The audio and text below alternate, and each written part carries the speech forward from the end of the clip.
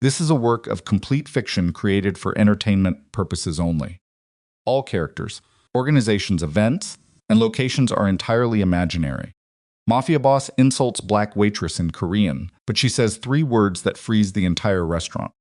He didn't look at her when he snapped his fingers. Soren Hassan sat at the center table of Palazzo Nero like a man who had never once in his life been told no. 41 years old, steel gray suit. The kind of stillness that doesn't come from peace, it comes from knowing exactly what you're capable of. His people had cleared the surrounding tables before he arrived. Standard procedure, nobody questioned it. The waitress approached. Young black woman, maybe 26. Uniform slightly wrinkled at the collar. She pulled out her order pad. Soren looked at them beside him and said, in Busan Korean rough contemptuous, the dialect of dockworkers and back alley enforcers, tell this girl to bring the Macallan 18. And make sure she doesn't touch the glass with her bare hands. I don't know where they've been. 3 seconds of silence. Then she looked directly at him, not flinching, not confused, and said, in flawless Busan Korean, the vowels flattened exactly right.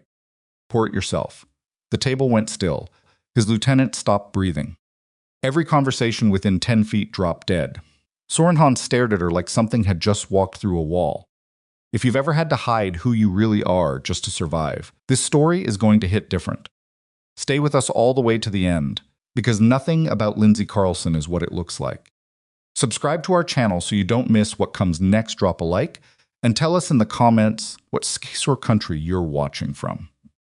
We want to see how far this story travels. Part 1, Lindsay Carlson had been lying about herself for so long that some mornings she had to remind herself which version was real.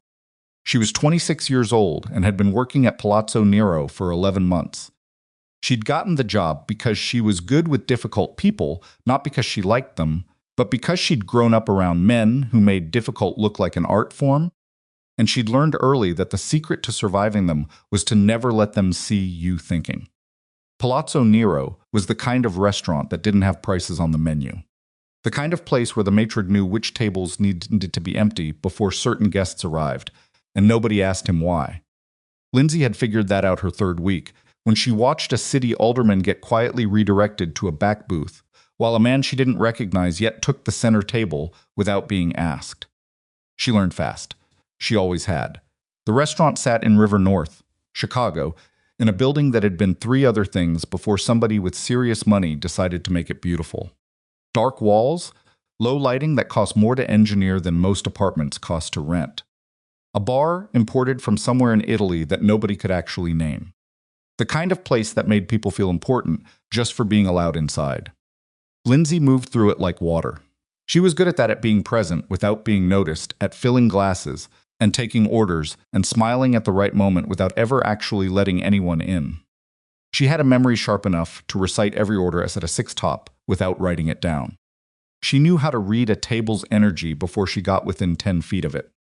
She knew when to be warm, when to be invisible, and when to disappear entirely. What she didn't know, on the night of October 14th, was that the man who sat down at table 1 was going to change everything she'd spent 15 years building. She'd seen the table cleared.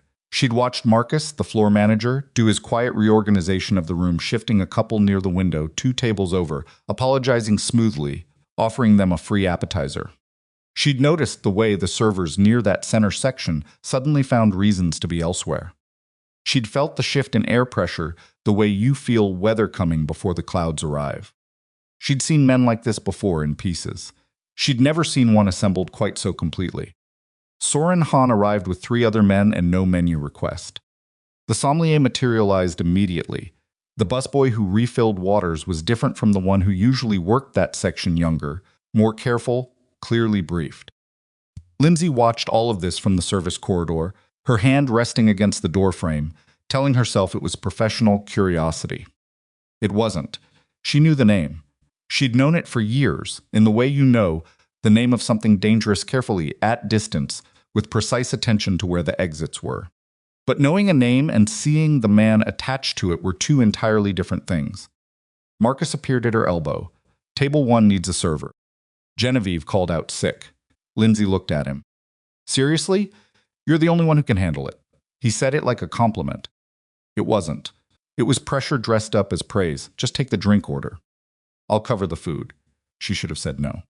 She'd spent her whole adult life developing an instinct for exactly this kind of moment, the moment where something that looks small is actually the edge of something enormous, and every part of that instinct was firing at once. She said, "Fine." She checked her apron, tucked her pad, crossed the floor. She was 3 steps from the table when she heard it. Soren Han was speaking to the man on his left, not the one directly beside him, but the man past him, a thick-necked guy named Daewon, whom she didn't know by name yet but would. He was speaking Korean. Busan dialect, specifically that particular coastal roughness, the clipped vowels, the way certain syllables got swallowed instead of finished. She'd grown up hearing it from the man who taught her everything and then vanished. She understood every word. What Soren said was this: "Tell this girl to bring the Macallan 18 and make sure she doesn't touch the glass with her bare hands. I don't know where they've been." It landed in her chest like a stone dropped into still water. She felt it, the particular kind of cold that comes not from shock but from recognition. She'd heard that exact register of contempt before. That entitled easy cruelty that doesn't even bother to perform itself because it doesn't think anyone in the room is worth the performance. She stood there for 1 second, maybe 2, and then something in her, the part that had been quiet for 11 months, the part she kept locked and covered and carefully managed, woke up. She looked directly at Soren Han, not at his shoulder, not at the table between them, at his face. And she said, in Busan Korean, the vowels exactly right, the delivery flat and unhurried, "Pour it yourself." The silence was immediate, not the polite quiet of a restaurant between courses. The sudden absolute silence of a room that has just witnessed something that shouldn't be possible and doesn't yet know what to do with it. Soren Han went very still. Not the stillness of surprise, the stillness of a man recalibrating.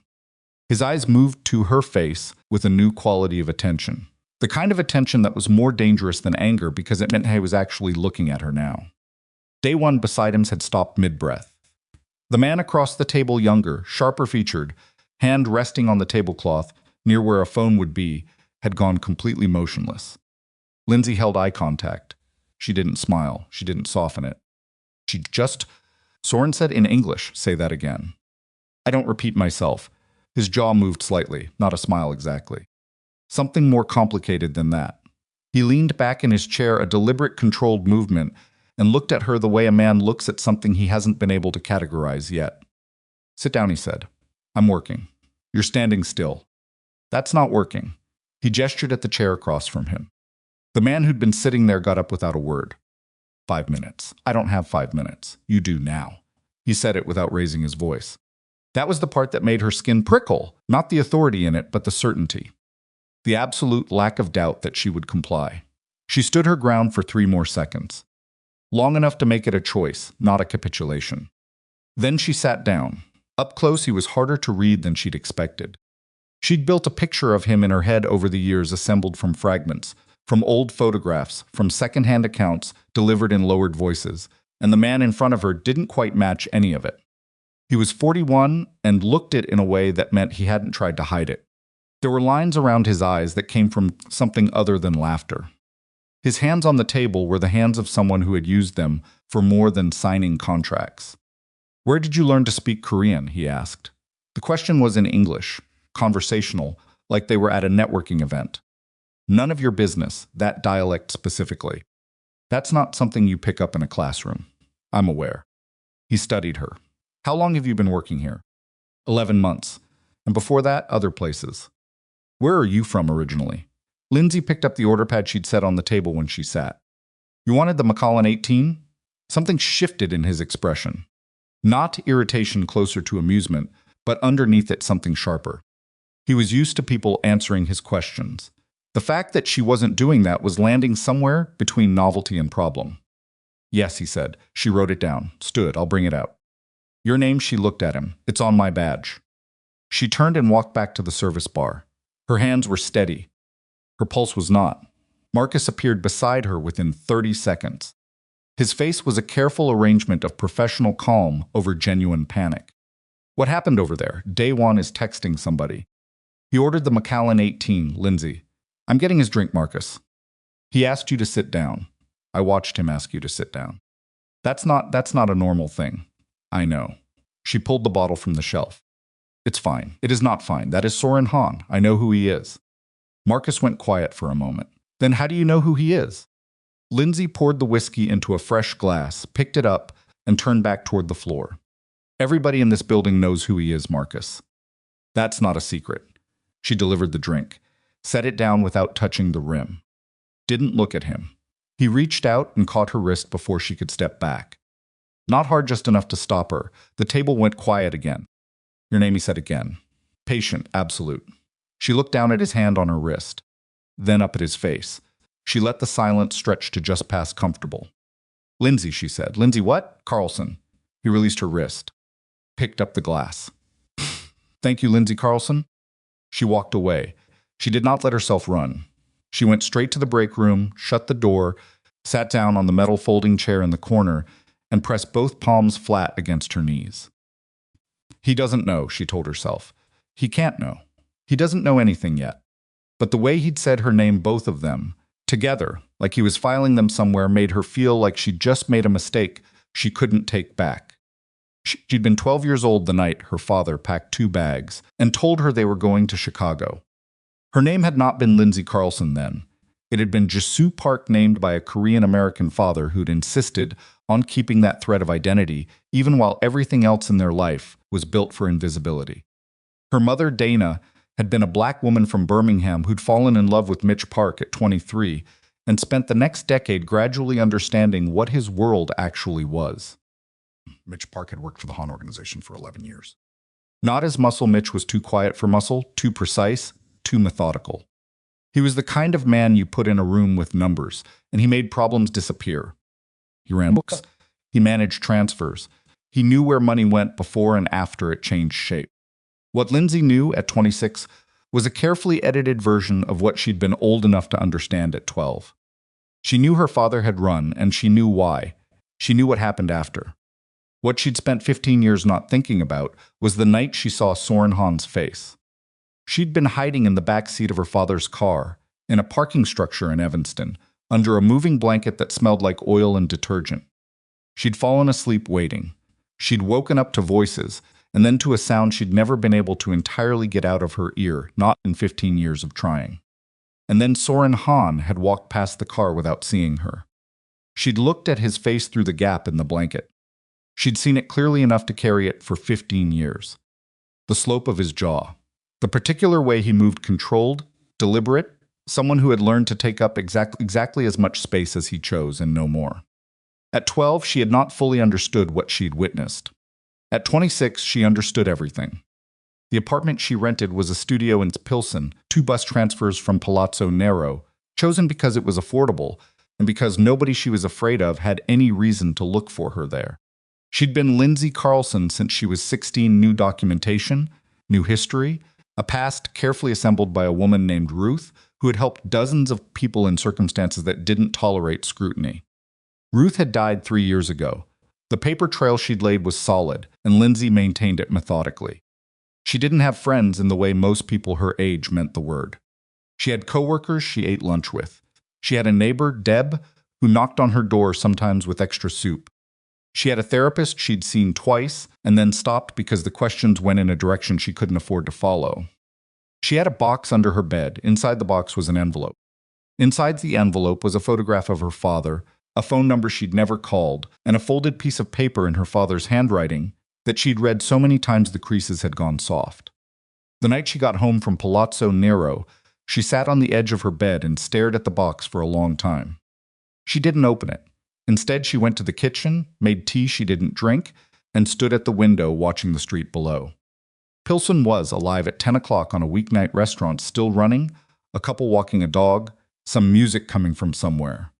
Normal things, safe things. Her phone buzzed. Marcus. He asked for your section again tomorrow night. I told him it wasn't guaranteed.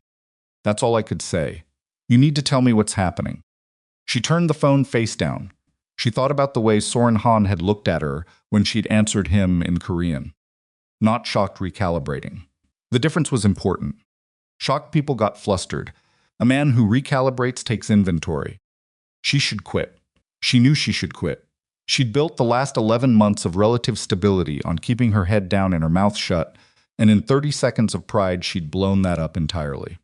But she also knew, in the part of herself that had been paying attention since she was 12 years old, that quitting now would like exactly what it was a woman running, because she knew who he was and what he'd done. And a man like Soren Hahn, a man who recalibrated instead of reacting, would notice that faster than he'd noticed anything else. She went to bed at midnight. She didn't sleep. She was back at work the next evening at 5. She'd told herself it was a calculated decision. She'd spent most of the bus ride reinforcing that framing. By the time she pushed through the service entrance, she'd almost convinced herself.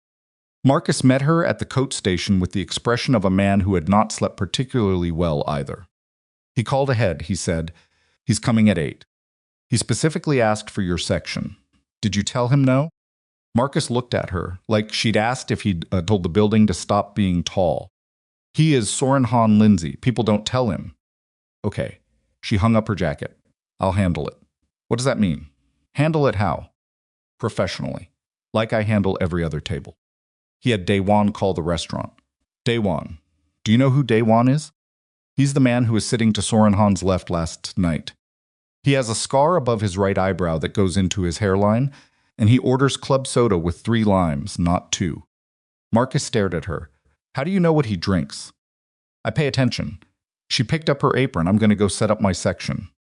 She spent the next 2 hours doing the things she did best, moving, working, focusing on the immediate and the manageable. She took 3 tables without issue. She ran through a wine pairing for a couple celebrating an anniversary without checking the list. She refilled a bread basket for a table of 4 who kept apologizing for asking, and she told them warmly, genuinely, that asking was what she was there for. She was good at this. She was good at making people feel cared for.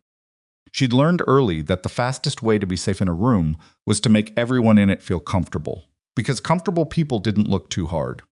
At 7:58, Soren Hahn walked in. Same suit, different color. Dark navy tonight.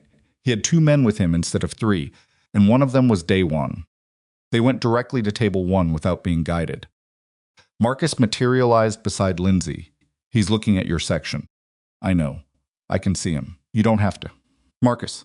She turned to look at him directly. I've got it. She crossed the floor. She was aware of Soren Hahn tracking her approach the way she was aware of weather peripherally, constantly. She reached the table, pulled out her pad. Good evening. She kept her voice at its normal register. Warm. Professional. Exactly what it was for every other table. Can I start you with drinks? Soren Hahn didn't look at the menu that he hadn't asked for. He looked at her. You came back. I work here. You could have called in sick. I'm not sick. No, he said slowly, you're not. He tilted his head slightly.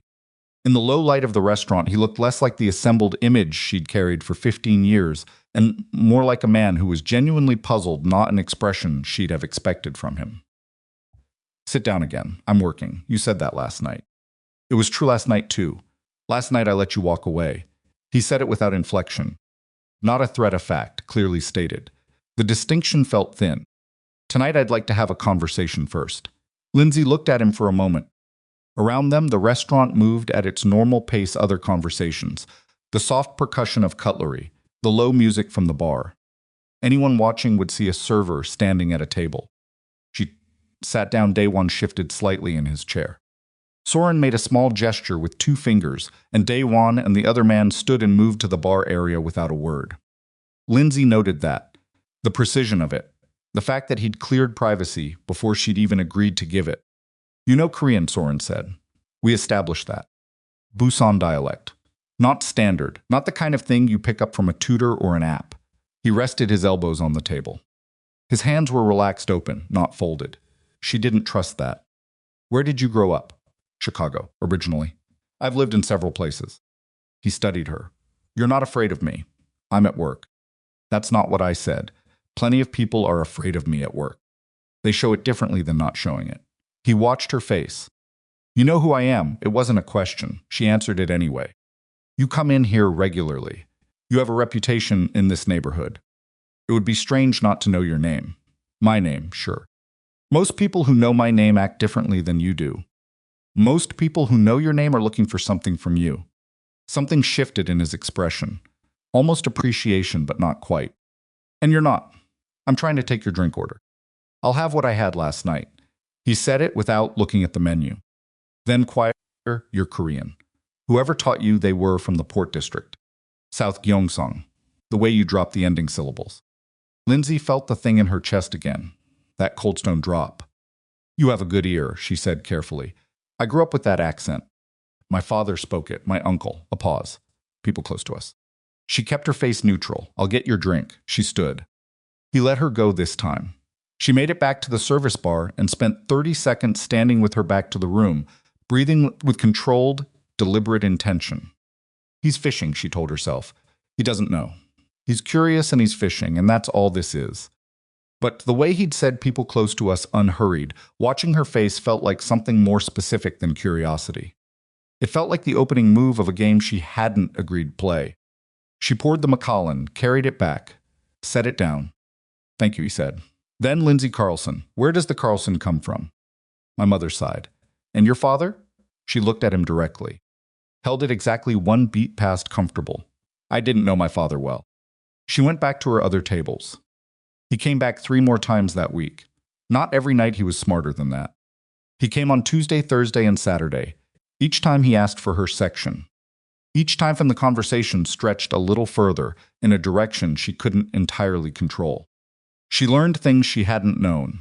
Not because he told her directly, Soren Han did not offer information freely, but because she was good at listening to what sat underneath what people said. He was methodical.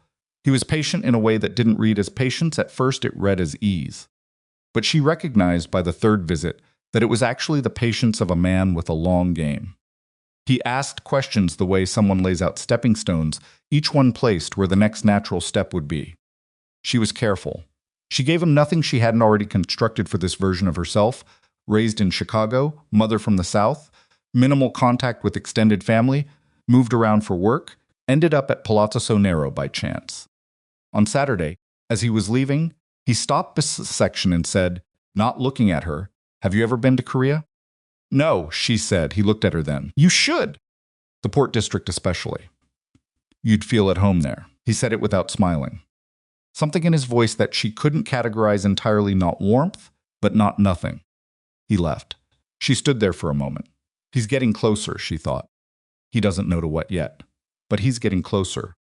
She drove home that night. Instead of taking the bus, she'd started doing that, varying her routes, a habit she'd thought she'd outgrown.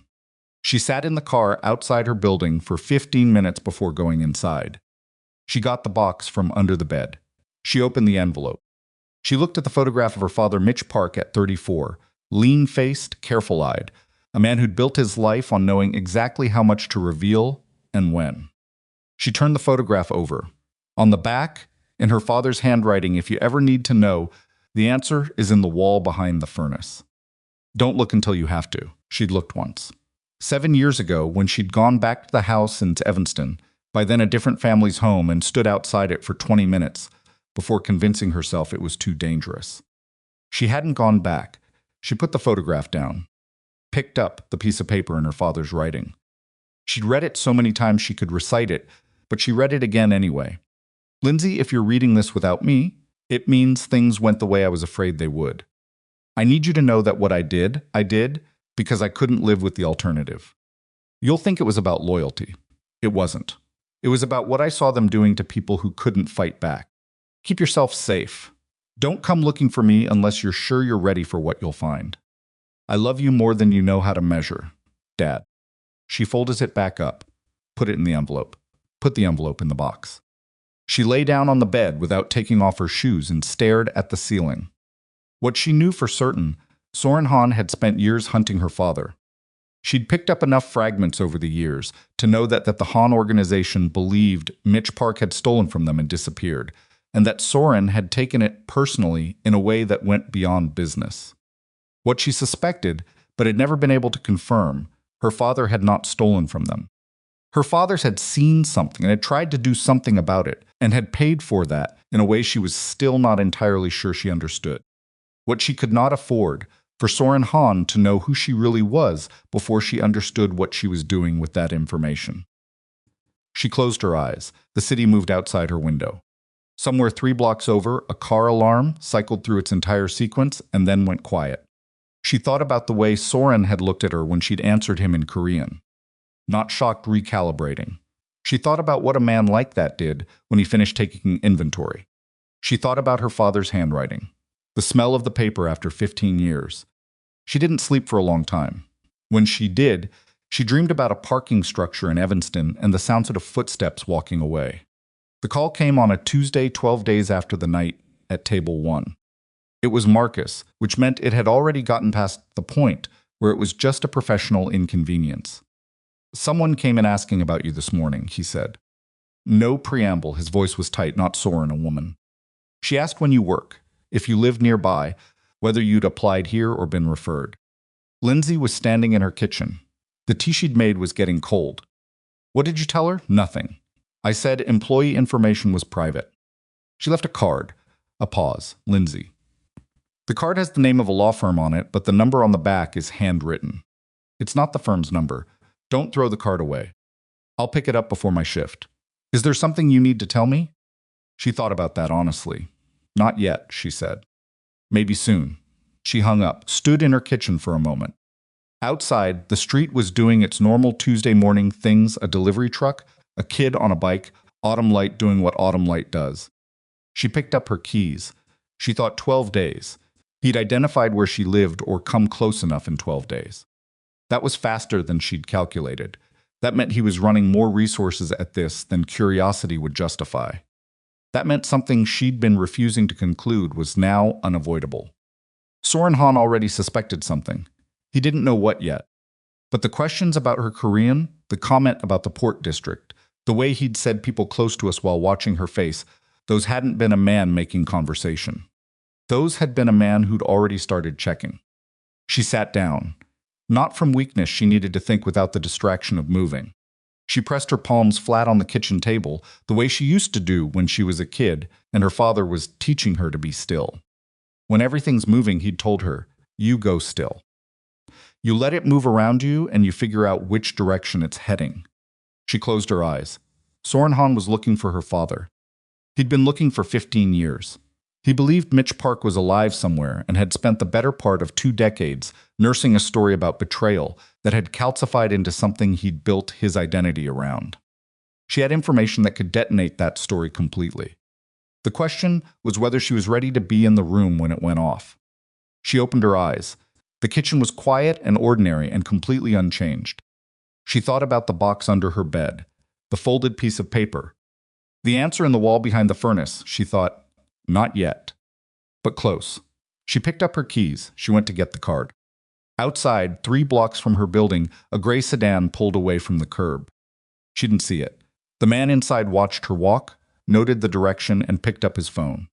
This is a work of complete fiction created for entertainment purposes only. All characters, organizations, events, and locations are entirely imaginary. Part 2, the card was a plain white rectangle. No logo, no embossed lettering, the kind of minimalism that costs more than decoration. On the front, Halcyon Legal Group, 233 W. Wacker Drive, Suite 4100. On the back, in handwriting that was careful without being elegant, a 10-digit number and 2 words. He knows. Lindsay stood at Marcus's desk and read it twice. Then she turned it over and read the front again, as if the firm name might tell her something the back hadn't. It didn't. Marcus was watching her from the doorway. "Do you want to tell me now?" "No." She slid the card into her apron pocket. "Thank you for keeping it." Lindsay. His voice had a different weight to it this time. Not professional concern, actual concern, the kind that meant he'd been sitting with this all morning and hadn't been able to put it down. Woman. She wasn't from a law firm. The way she asked it wasn't legal. It was intelligence. "You understand what I mean by that?" She understood exactly what he meant. "I'll handle it." "That's 3 times you've said that. Because it keeps being true." She walked out before he could find more words. The service corridor was narrow and smelled like industrial cleaner and something faintly floral from the dining room beyond it. She stopped at the end, back against the wall, and pressed the card between her fingers. He knows. 2 words, not he suspects, not be careful. Not a question mark, a period. A declaration of fact from someone confident enough to commit it to paper and hand it to a stranger. The question was what, Specifically, Soren Han knew because there were layers to what knowing could mean, and each layer carried its own particular set of consequences. She pulled out her phone, looked at the handwritten number. She didn't dial it. Instead, she went to her section and worked her shift. She was good at that, at putting the thing down while she did the thing in front of her. She'd developed it early, the ability to compartmentalize with surgical precision. It had kept her functional in situations that should have broken her, and it kept her functional now. She worked 4 hours. She took 6 tables. She made $42 in tips. She smiled at a birthday party of 7 and didn't rush them when they lingered over dessert. At 9 o'clock, she walked out of the service entrance, turned left, and was 20 feet down the alley when a man stepped out of the shadows near the dumpsters and said, "Ms. Carlson." She stopped. Not from fear, she'd been expecting something. She turned around.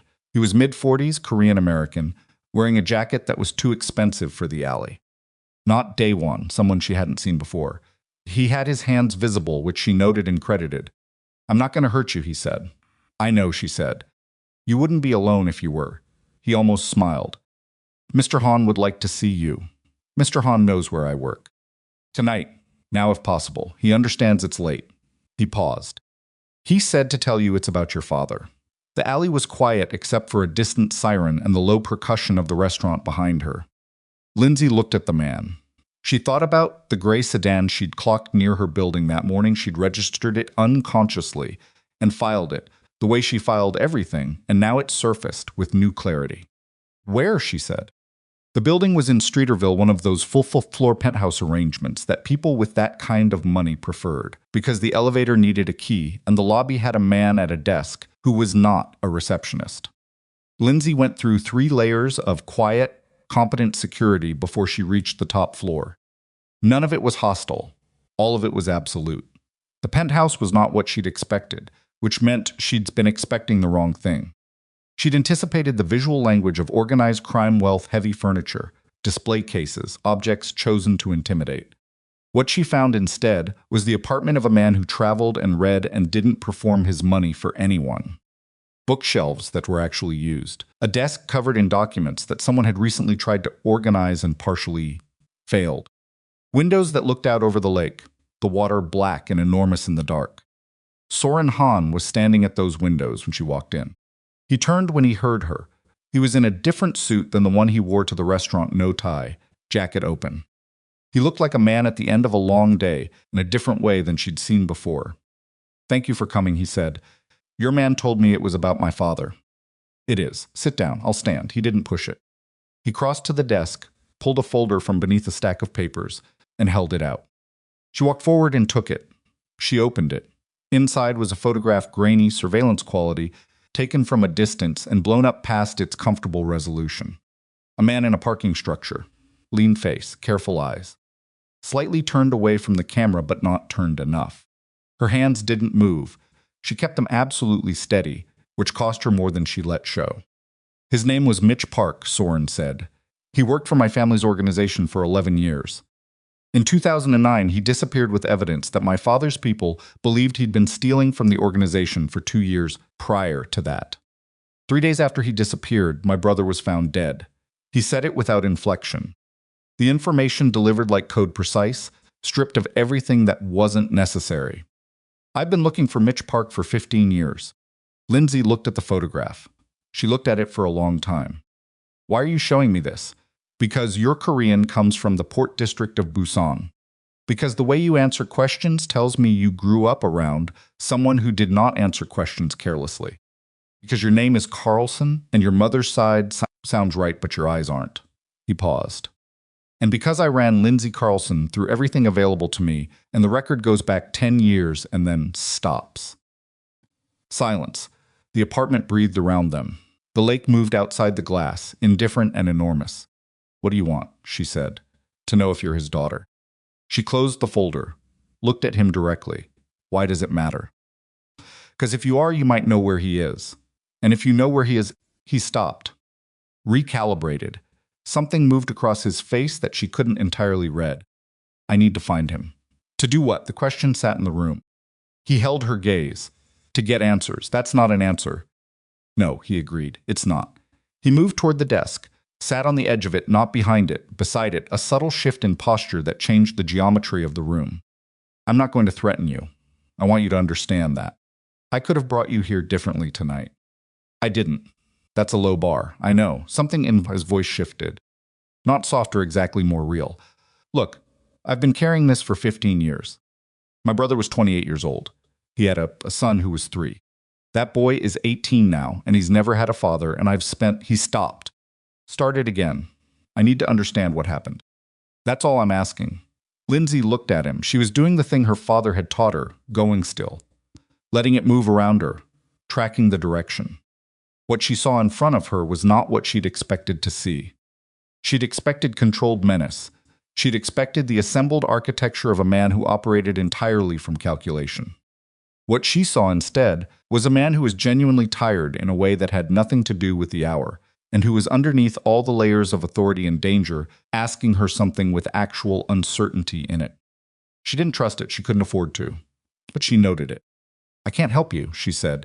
Can't or won't, both. She set the folder on the edge of the desk beside him. I think you should have someone take me home now. He looked at her for a long moment. Then he nodded once and picked up his phone. She was at the elevator when his voice came from behind her. Quiet and even, he taught you to be careful. Mitch Park. That's not something a stranger teaches a person. She kept her back to him. Her finger pressed the elevator button. The doors opened immediately. Good night, Mr. Hahn, she said and stepped inside. She was being followed. She'd confirmed it by Friday morning, not 1 car but 2, alternating in the pattern that meant someone with real resources and patience. They didn't crowd her, didn't make themselves obvious in the way that amateurs did. She caught them in reflections, in the gap between seeing the same color car twice, in the subtle way pedestrian traffic adjusted slightly around her route. Professional surveillance, the kind that cost money and indicated a decision had been made. She changed her morning routine, took different buses, bought coffee at 3 different places on 3 consecutive days to see which of her habits they'd mapped. They'd mapped most of them. She was not panicking. She was cataloging. On Friday night, she called in sick to Palazzo Nero for the first time in 11 months. She spent the evening at a public library 3 neighborhoods over, using a computer that wasn't hers, looking for things she hadn't let herself look for before. The Hahn organization's official history was easy to find. It had been covered in the business press for years, the legitimate side of it. Construction, real estate, restaurant holdings, a logistics company that moved freight through the Great Lakes region. Soren Hahn had spent the last decade building those legitimate operations outward and had been quietly celebrated in certain circles for it. The unofficial history was harder to find, but not impossible if you knew how to look. She knew how to look. She found 3 things that night that she hadn't known before. The first was the name of Soren's brother, Jin-Woo Hahn. Age at death, 28. Manner of death, blunt force trauma. Body found in the Chicago River near the Lawrence Avenue Bridge. Case officially unsolved. The second was a name she hadn't expected, Baek Young. A rival organization, Korean-American like the Hans, operating primarily on the south side and into the suburbs. There had been a period of intense friction between the Han organization and Baek Young's people in 2009, the same year her father had disappeared. The friction had never fully resolved. Baek Young was still operating, still hostile, still representing a specific pressure on Soren Han's empire that hadn't gone away in 15 years. The third thing was a photograph, archived in the digital back pages of a small Korean-American community newspaper, a photograph from a fundraiser in 2007. A table of 8 people, formally dressed. She found it because she was looking for her father's name in any context she could locate, and the caption included it, Mitch Park, Community Liaison, with associates. Her father was in the photograph. He was smiling in the careful way he always smiled, like he was approximating the expression from memory. 2 seats to his left was a man she recognized from her research as Han Byung-soo Soren's father, the patriarch, dead of a stroke in 2018. And directly across the table from her father, looking at the camera with an expression that gave nothing away, was a man whose name she hadn't yet connected to any of this. She looked at the caption again. Read it carefully. Read it a 3rd time.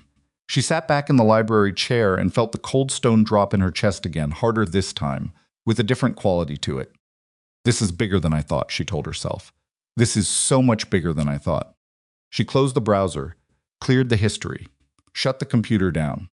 She walked home through 3 bus transfers and 2 miles on foot and thought about what her father had written, "Don't look until you have to." She was starting to think she was past that point. Saturday night Palazzo Nero was packed. A private event in the back room had added 40 covers to the floor, and the kitchen was running minutes behind on everything. Lindsay worked through it methodically, managing the gap between what tables expected and what was possible, with the particular skill of someone who'd been doing it long enough that it was mostly instinct. She was at the service bar at 8:40 when she became aware of a change in the room's energy before she identified the cause. She turned. Sorenhan was at table 1. He hadn't called ahead. He was alone, no Daewon, no second man. Just him, seated, looking at the menu like he was actually reading it. Which he wasn't. Marcus appeared beside her. Didn't call. "I see that, Lindsay. I need you to—" "I've got it." She picked up the water pitcher. Crossed the floor. She refilled his water glass without being asked. He looked up at her. He looked like he'd had a difficult 2 days. Not physically, he was as composed as ever, but around the eyes, in the slight set of his jaw, the kind of difficulty that didn't show in posture. "You weren't here Thursday," he said. "I had a personal matter." "Are you all right?" The question caught her off guard. Not because it was unexpected from a tactical standpoint, asking after someone's welfare was a classic pressure softener, but because of the way he said it. Flat, direct, without the warmth that would make it manipulative. "I'm fine," she said. "Can I start you with something?" "Sit down, Mr. Hand, please." He said the word like it didn't come easily, like he'd had to reach for it past several other options. 5 minutes. I'm not here to pressure you. I just want to talk." She stood there for a moment. Around them, the Saturday night restaurant hummed and moved. She thought about the surveillance cars. She thought about the library computer and the photograph from 2007, and the name she'd read in the caption that had rearranged everything she'd thought she understood. She sat down. He didn't launch into anything immediately, which surprised her. He looked at the table for a moment, the way a man looks at something when he's organizing what he's about to say. "I've been thinking about what you asked me," he said. "The other night, what I want, if I find your father." She said nothing. "I told you I wanted answers." "That's true. But you asked me what I'd do, and I didn't answer that, and I've been—" He stopped. "I've been thinking about it." He looked up at her. 15 years is a long time to want something. When it's been that long, you stop questioning the wanting. It just becomes what you are. He paused again. "I'm not sure I've asked myself in a long time whether what I've built is actually justice or whether it's just momentum." Lindsay looked at him. She was very still. "Why are you telling me this?" she said. "'Cause you're the only person who's talked to me like a person in about 6 months." He said it without self-pity. Just the flat delivery of a factual observation. "Everyone else in my life is managing me or working for me or afraid of me. You answer me like I'm someone who should be answering for himself. That's because you should be." His mouth moved, almost a smile. The realist expression she'd seen on him. "Yeah," he said. "I know." The moment stretched. It was dangerous. She knew dangerous precisely because it was real.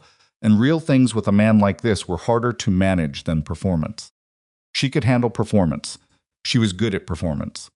What she didn't have a clean protocol for was a 41-year-old man who ran a criminal organization looking at her across a table like he was genuinely lost. "Your brother," she said carefully. Jinwoo. His stillness sharpened.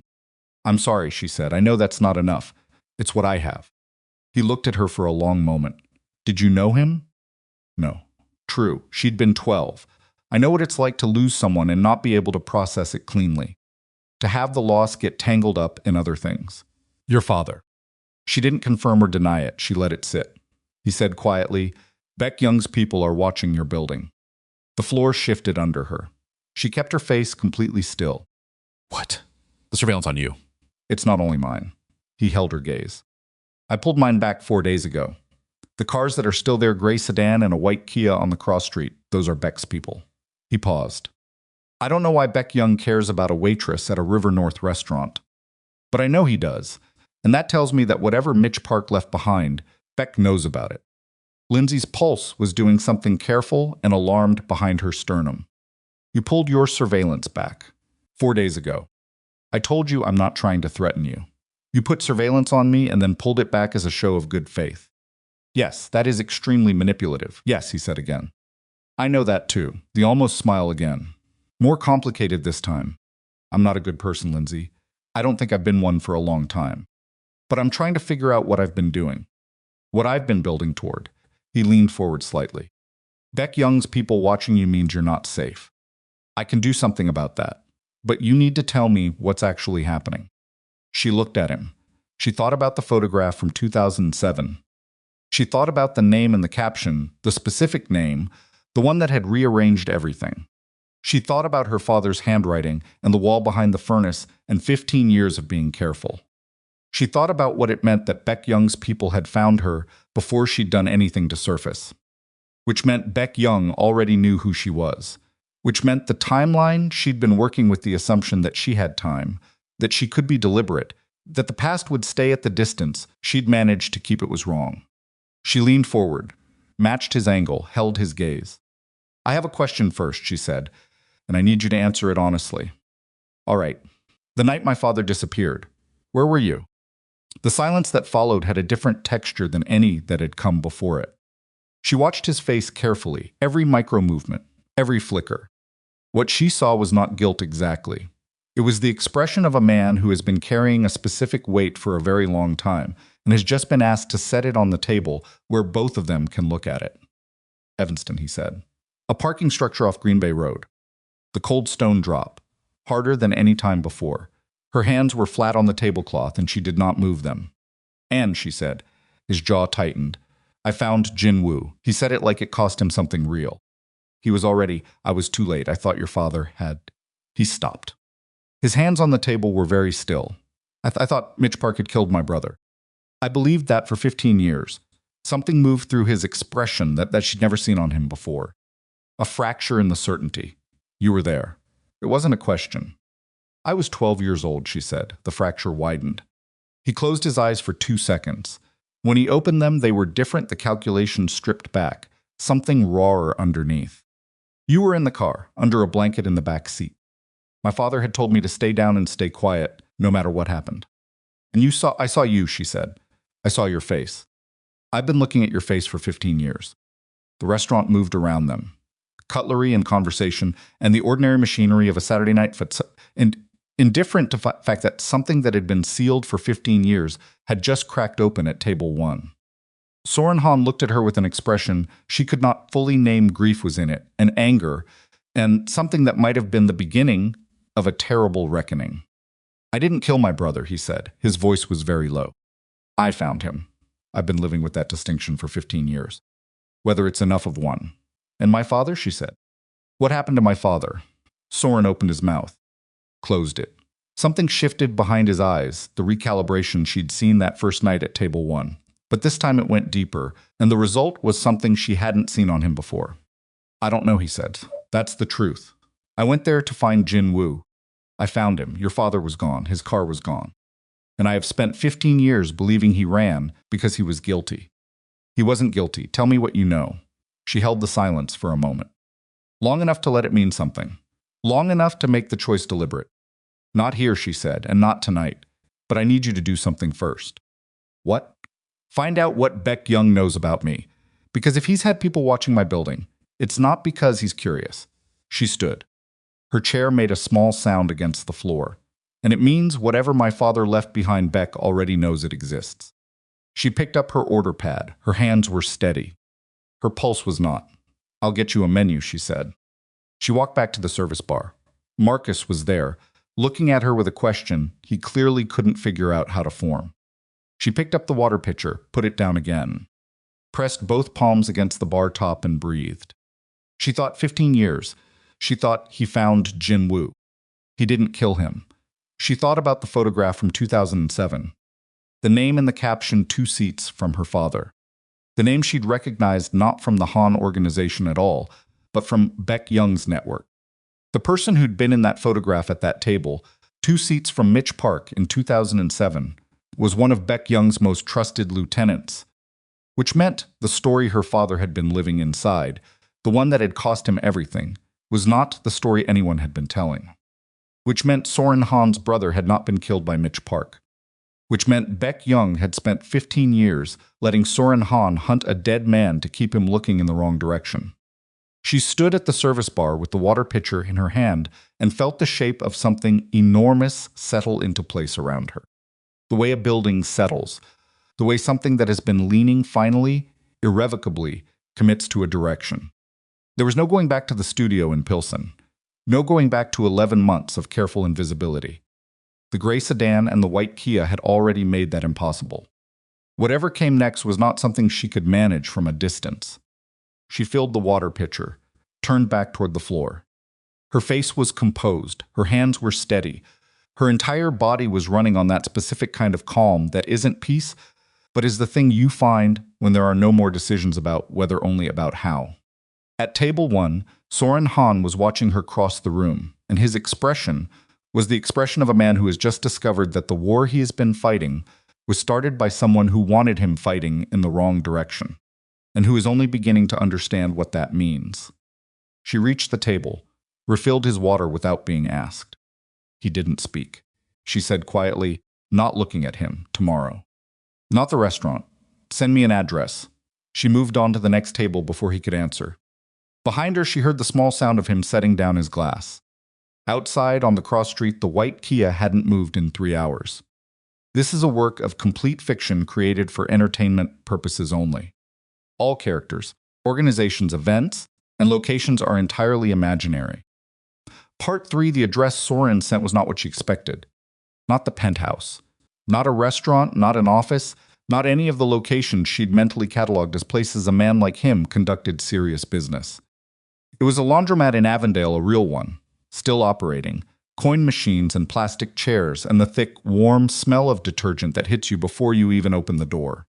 The text came at 7:14 in the morning with the address and one additional line, back room. Ask for Eddie. Lindsay stood at her kitchen window reading it. Outside, the white Kia was gone from the cross street. She didn't find that reassuring. She took the bus. Watched the route behind her with the patience of someone who'd been doing this long enough to know what normal traffic looked like versus traffic that was keeping pace. Nothing obvious, which meant either Beck's people had pulled back or they'd gotten better.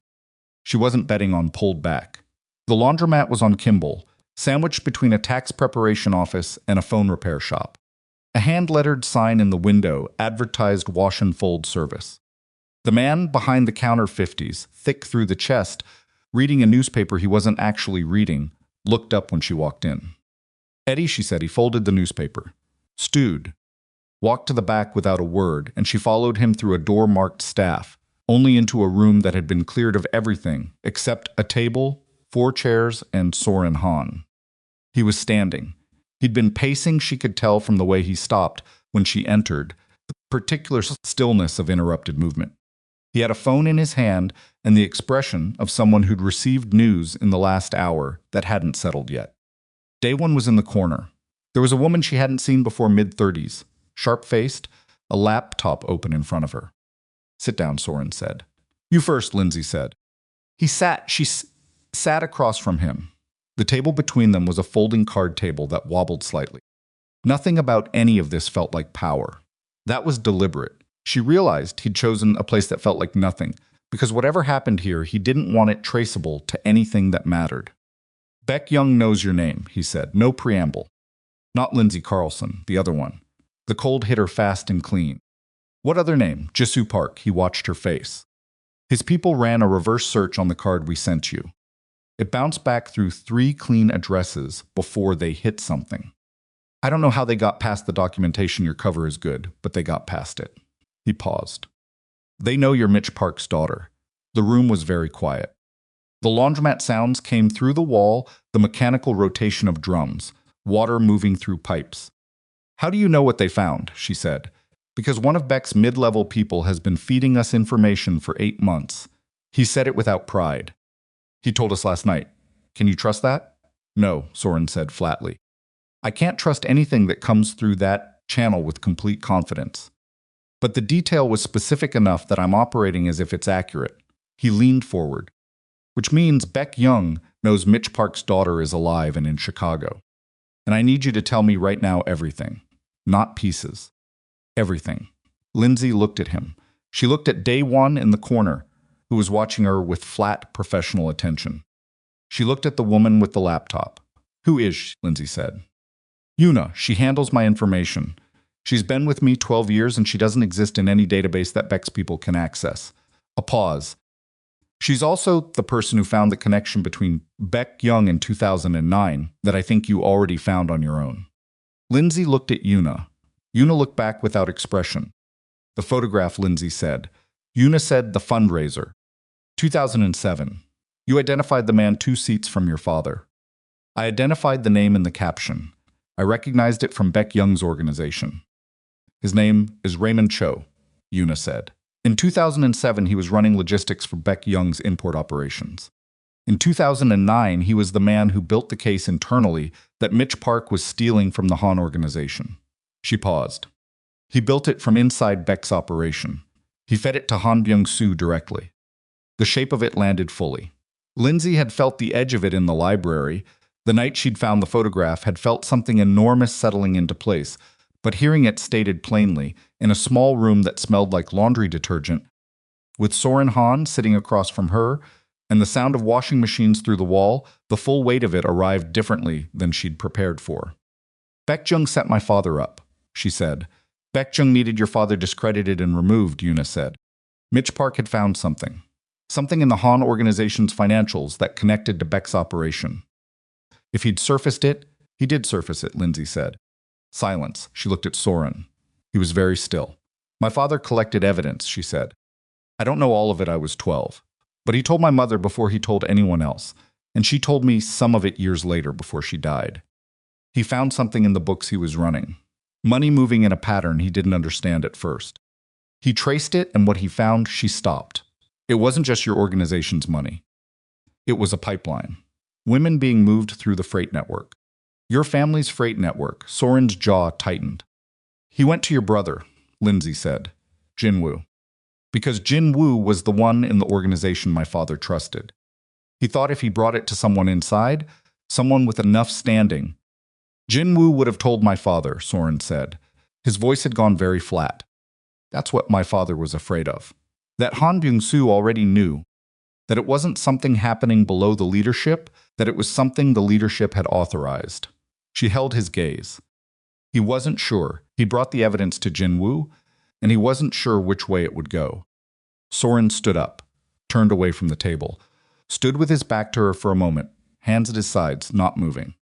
The particular stillness of a man absorbing something that is reorganizing everything he's built his life on. What happened to Jin-woo, he said to the wall. Not to her.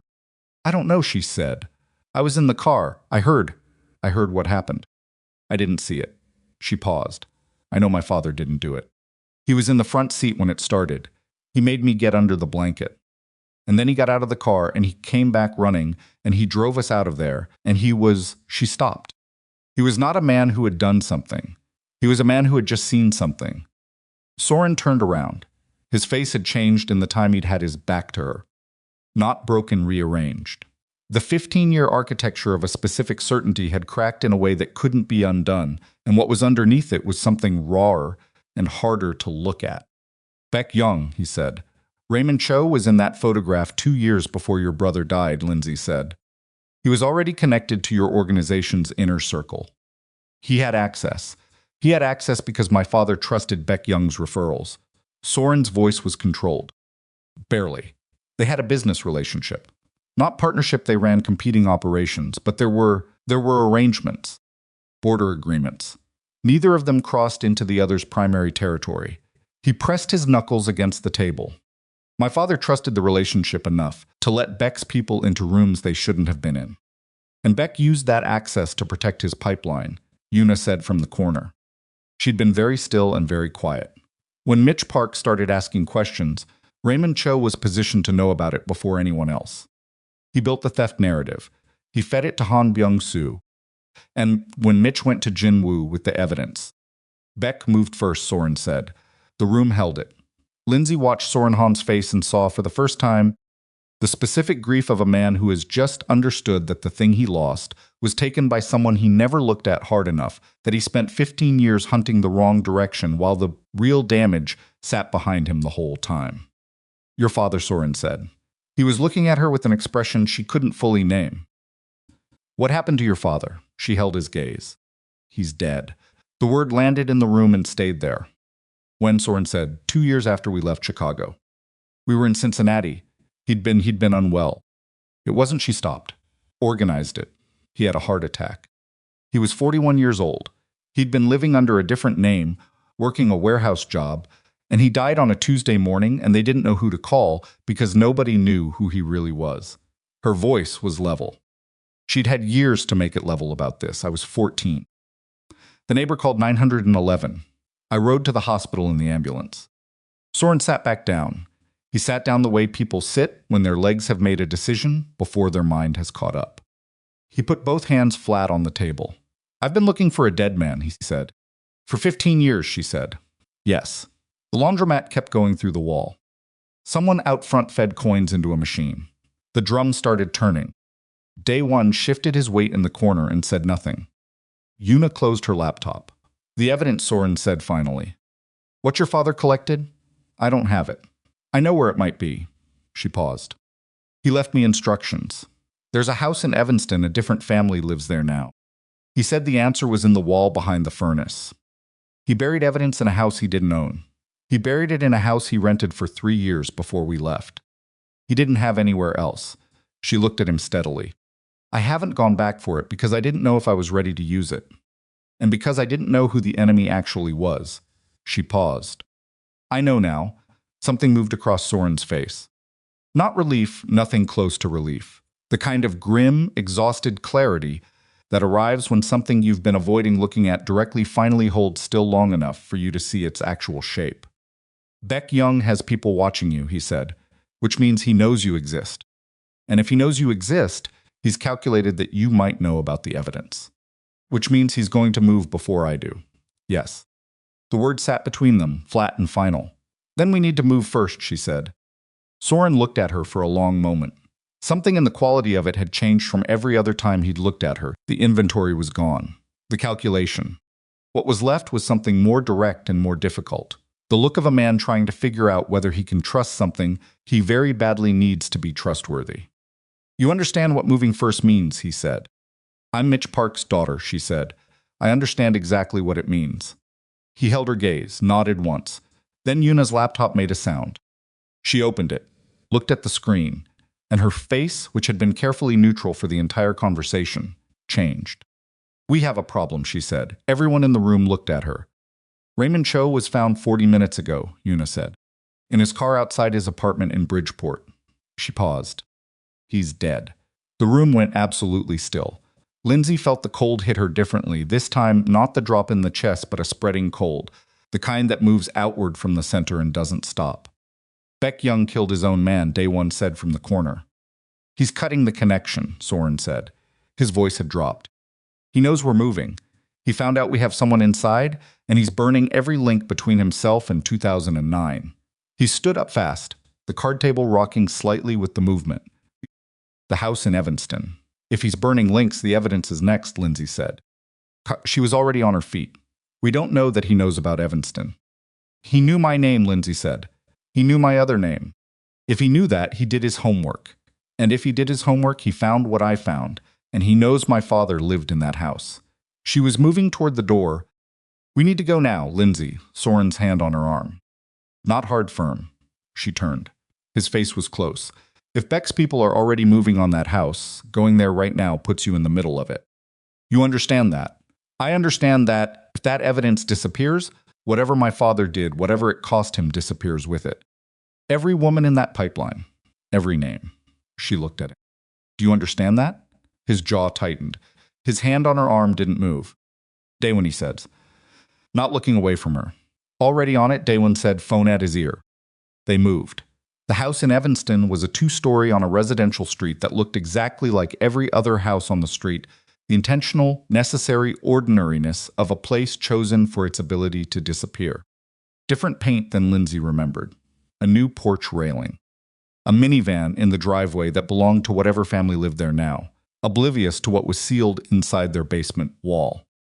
Soren had 3 men there before them. They came in from the street without hurry, which was the only way to do it in a residential neighborhood at 10 in the morning. No one running, no one obvious. The neighbors would see people arriving at a house, and that was all they would see. Lindsay knocked on the front door. This had been the plan, worked out in the van on the way over with the kind of rapid collaborative problem-solving that she had not expected from Soren Hahn and had not expected from herself. A woman answered, 40 reading glasses pushed up on her head, holding a mug. She looked at Lindsay with the polite, slightly wary expression of someone who doesn't answer the door for strangers and is currently making an exception. "Hi," Lindsay said. "I'm sorry to bother you. My name is Lindsay Park. My family lived in this house about 15 years ago, and She let her voice do something real. Not manufactured, she let the actual weight of it come up, just slightly. I'm in Chicago for a few days, and I was hoping this is going to sound strange. I was hoping I could look at the basement. My father passed away years ago, and he mentioned once that he'd left something there, and I've always... She stopped. I know it's an odd request. The woman looked at her, then past her briefly at the street, then back at her. The reading glasses, the mug, the Thursday morning. She was a person for whom this was a very strange interruption to a normal day. "What kind of something?" she said. "I genuinely don't know." He was sentimental. Lindsay let her mouth do something almost like a smile. "It might be nothing. I need to know." The woman looked at her for another moment.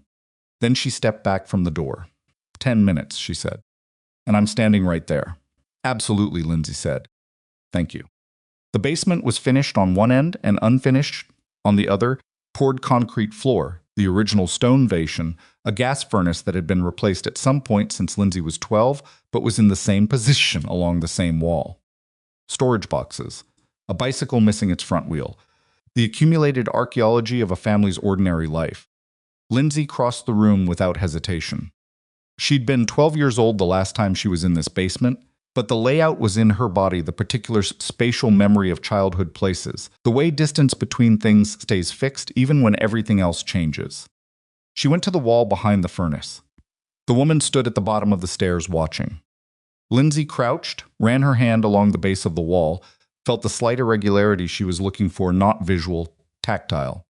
A section of mortar that didn't quite match the texture around it. Slightly smoother, filled and painted over, but the fill itself had never fully bonded. She needed something to work with. She looked around. Found a flathead screwdriver on a shelf of miscellaneous tools, the kind of shelf every unfinished basement accumulates. "I'm sorry," she said to the woman on the stairs. "May I—" "What are you doing?" the woman said. "There's something in the wall. I'll make it right. I'll pay for any repair. You said you were looking for something sentimental." "I know. I'm sorry." Lindsay held her gaze, honest, direct. "My father hid something here. I need to know what it is. I need to know what he left behind." The woman looked at her. Something in her face shifted whatever mothers develop that lets them recognize someone else's kid carrying something they can't put down. "Don't damage the wall," she said. "Please." Lindsay turned back to the wall. She worked the screwdriver into the seam carefully. The mortar was old and came away cleanly once she found the right angle. Behind it, not a large space. Her father had been precise. A section, roughly 8 inches wide and 4 inches deep, carved out of the original stone and sealed behind a poured mortar patch that had dried 15 years ago. Inside, a metal tin, the kind that holds tea, sealed with electrical tape that had gone brittle and yellowed. About the size of a paperback book. Her hands were steady when she took it out. She pressed the mortar patch back into place as best she could. Stewed, turned. Soren was at the bottom of the stairs. She hadn't heard him come in. He was looking at the tin in her hands with an expression she would need a long time to fully interpret. She handed the homeowner $300 in cash from her jacket pocket and thanked her twice and meant both times. They went back to the van. The tin contained a USB drive, a folded document printed on paper that had gone slightly waxy with age, and a handwritten list of names in her father's precise, economical script. 41 names, some with dates beside them, some with amounts. Some with nothing, just the names, standing alone. Una had the drive open on her laptop within 4 minutes of them getting back to the laundromat. She went quiet. That particular analyst quiet. That means the information is significant, and she is moving through it in order, not letting herself react until she has the shape of the whole. Lindsay sat across from Soren at the card table. The tin was between them. She'd read the handwritten list twice. She recognized none of the names on it, but Soren had looked at it for 30 seconds, and his face had done something she was still processing. How many of those names do you recognize? She asked. 26. Some are dead. Some aren't. The ones that aren't. 3 of them work for me directly. He said it without flinching. 2 in logistics. 1 in accounting. A pause. I've trusted all 3 of them. The card table wobbled slightly when he pressed his hands against it. They were part of it, Lindsay said. They were part of whatever this was. I don't know the full shape of it yet. He looked at Yuna. How bad? Yuna didn't look up from the screen. Bad, she said. The financial records go back to 2004. The freight manifests, your company's freight manifests, document movements that on paper look like standard cargo transfers. Korean exports through Great Lakes ports. Legitimate on the surface. She paused. The supplemental files your father kept show the discrepancies between what was logged and what was actually moved. He cross-referenced the weights, the container assignments, the port fees. Another pause. He was very thorough. He was an accountant, Lindsay said quietly. He lived in the numbers. When something was wrong, he could feel it before he could see it. The names on the list, Yuna said. They're not all from your organization. Half of them are from Beck Young's network. She stopped typing. Looked up at Soren. 4 of them have federal records. Not convictions. Investigations that were opened and then quietly closed between 2006 and 2010. Soren went very still. Someone shut down federal investigations, he said. Someone with enough reach to do it quietly, Yunsa said. Which means at least one of those 41 names has that kind of reach. The room held it. Lindsay looked at the list in her hands. Her father's handwriting, the same careful letters she'd read 10,000 times on grocery lists and birthday cards, and the folded piece of paper she kept in a box under her bed. He'd known all of this. He'd sat in a parking structure in Evanston with this tin, and he'd hidden it in a wall, and he'd put his 12-year-old daughter in a car and driven until he thought he was far enough away. And then he died in Cincinnati at 41 years old without telling her what he'd actually been carrying. She thought about the letter. What I did because I couldn't live with the alternative. She understood now, fully and without ambiguity, what the alternative had been. There's something else, Yuna said. The tone of it made everyone in the room focus. One of the names on this list. Yuna turned the laptop so Soren could see the screen. Your father's name is not on this list, but this name is... Soren looked at the screen. Lindsay watched his face.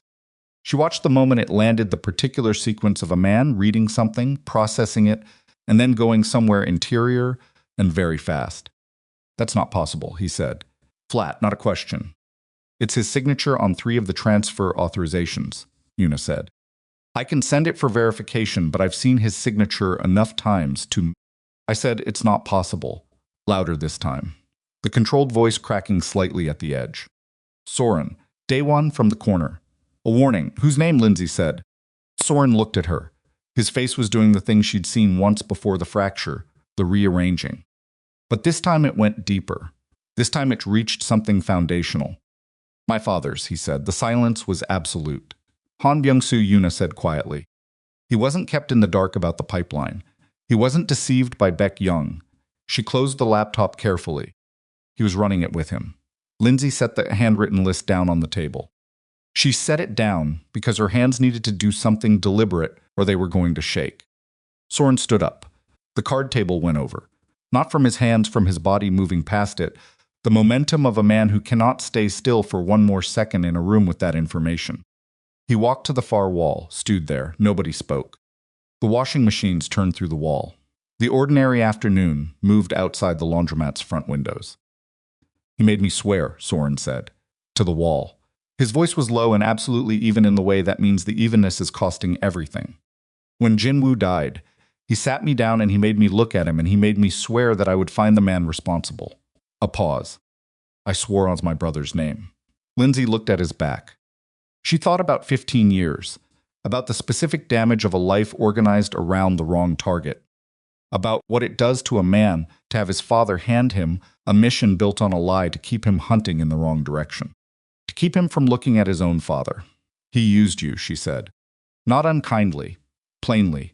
He gave you a target that would keep you busy and keep you loyal and keep you from asking the right questions. Soren turned around. His face was she didn't have the full vocabulary for it. The grief was there and the rage. and underneath both of them, something that looked like a man standing at the edge of something he's been walking toward for his whole adult life without knowing it. Beck Young is moving right now, Day One said from the corner. His voice was careful, professional, the voice of a man who understands that operational needs don't wait for emotional processing. If he killed Raymond Cho this morning, he's already decided the situation is past management. He's going to escalate. How fast? Soren said. He had turned back to the room.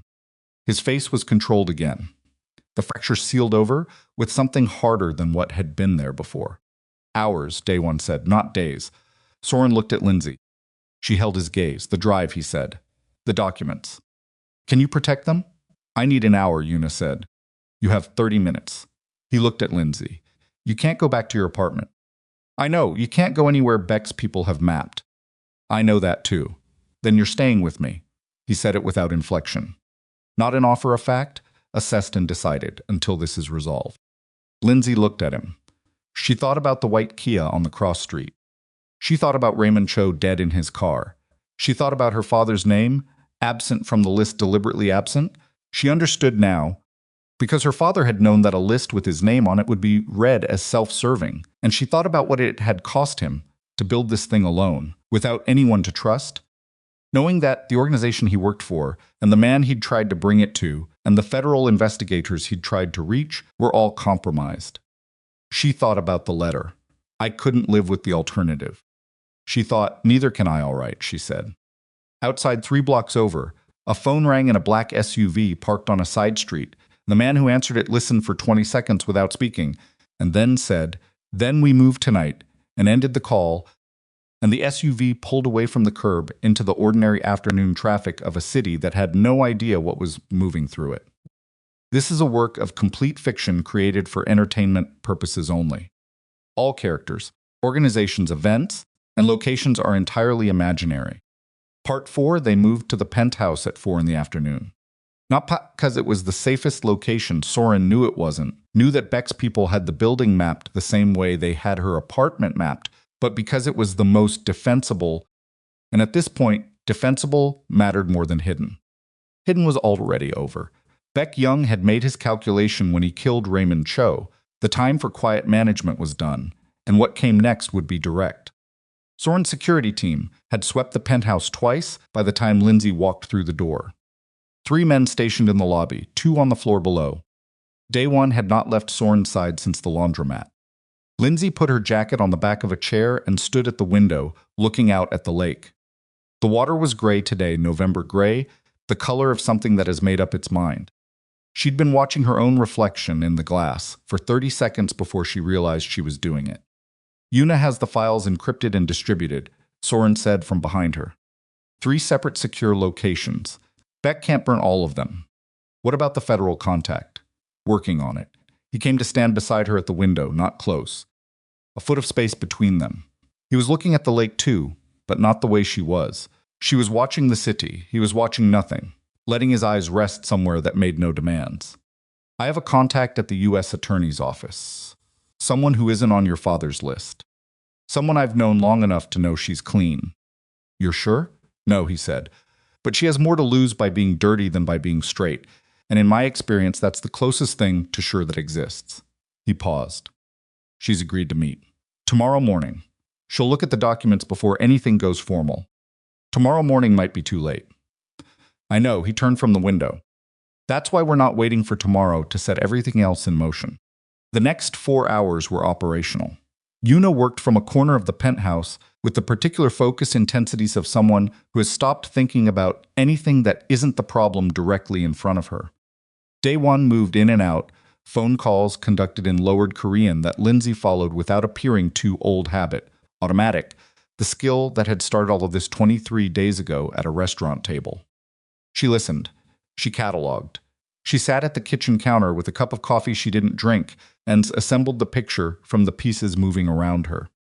Beck Young was making calls. His organization was repositioning not in a way that looked like escalation from the outside, but Soren's people were reading the movement under the surface, certain assets being relocated, certain communications going quiet where they'd been regular, the particular silence of an operation pulling its parts into position. At 7:40 in the evening, Daewon came to Soren with a phone and a face like the weather had changed. Soren listened, said 3 words in Korean, looked at Lindsay. Beck wants a meeting, he said. She set down the coffee cup. We're neutral ground, his definition. An import warehouse in the South Side, it's technically owned by a freight company that appears on your father's documents. A pause. He's proposing 9 o'clock tonight. He says he wants to negotiate. He doesn't want to negotiate, Lindsay said. No, Soren said he doesn't. Then why go? Because he's named you specifically as a required attendee. His voice was completely flat. He said to tell you, and I'm giving you his exact words, relayed through 2 intermediaries, that if Lindsay Park doesn't come to the meeting, the conversation he's willing to have goes away, and what replaces it is less conversational. The room was very quiet. He's using me as leverage to get you into a room, she said. He's using you as leverage to control the terms, Soren said. Which means he's more worried about the documents than he's showing. A man who felt completely secure wouldn't need to structure it this way. He held her gaze. I'm not going to tell you what to do. This is your choice. Lindsay looked at him. She thought about the 41 names on her father's list. The freight manifests. The female names buried inside the cargo documentation that Yuna had found in the supplemental files, not spells out, encoded, but there if you knew how to read what her father had recorded. She thought about Beck Young sitting in a warehouse at 9 o'clock expecting to look across a table at the daughter of the man he'd spent 15 years using as a ghost. I'm going, she said. Lindsay, he built this entire thing on the assumption that the people he hurt don't have the capacity to come back at him directly. She kept her voice level. I'm going to be the first thing he's wrong about. Soren looked at her for a long moment. Something moved behind his eyes, not argument, not resistance. Something that looked under everything else like a specific kind of recognition. Then we go together, he said.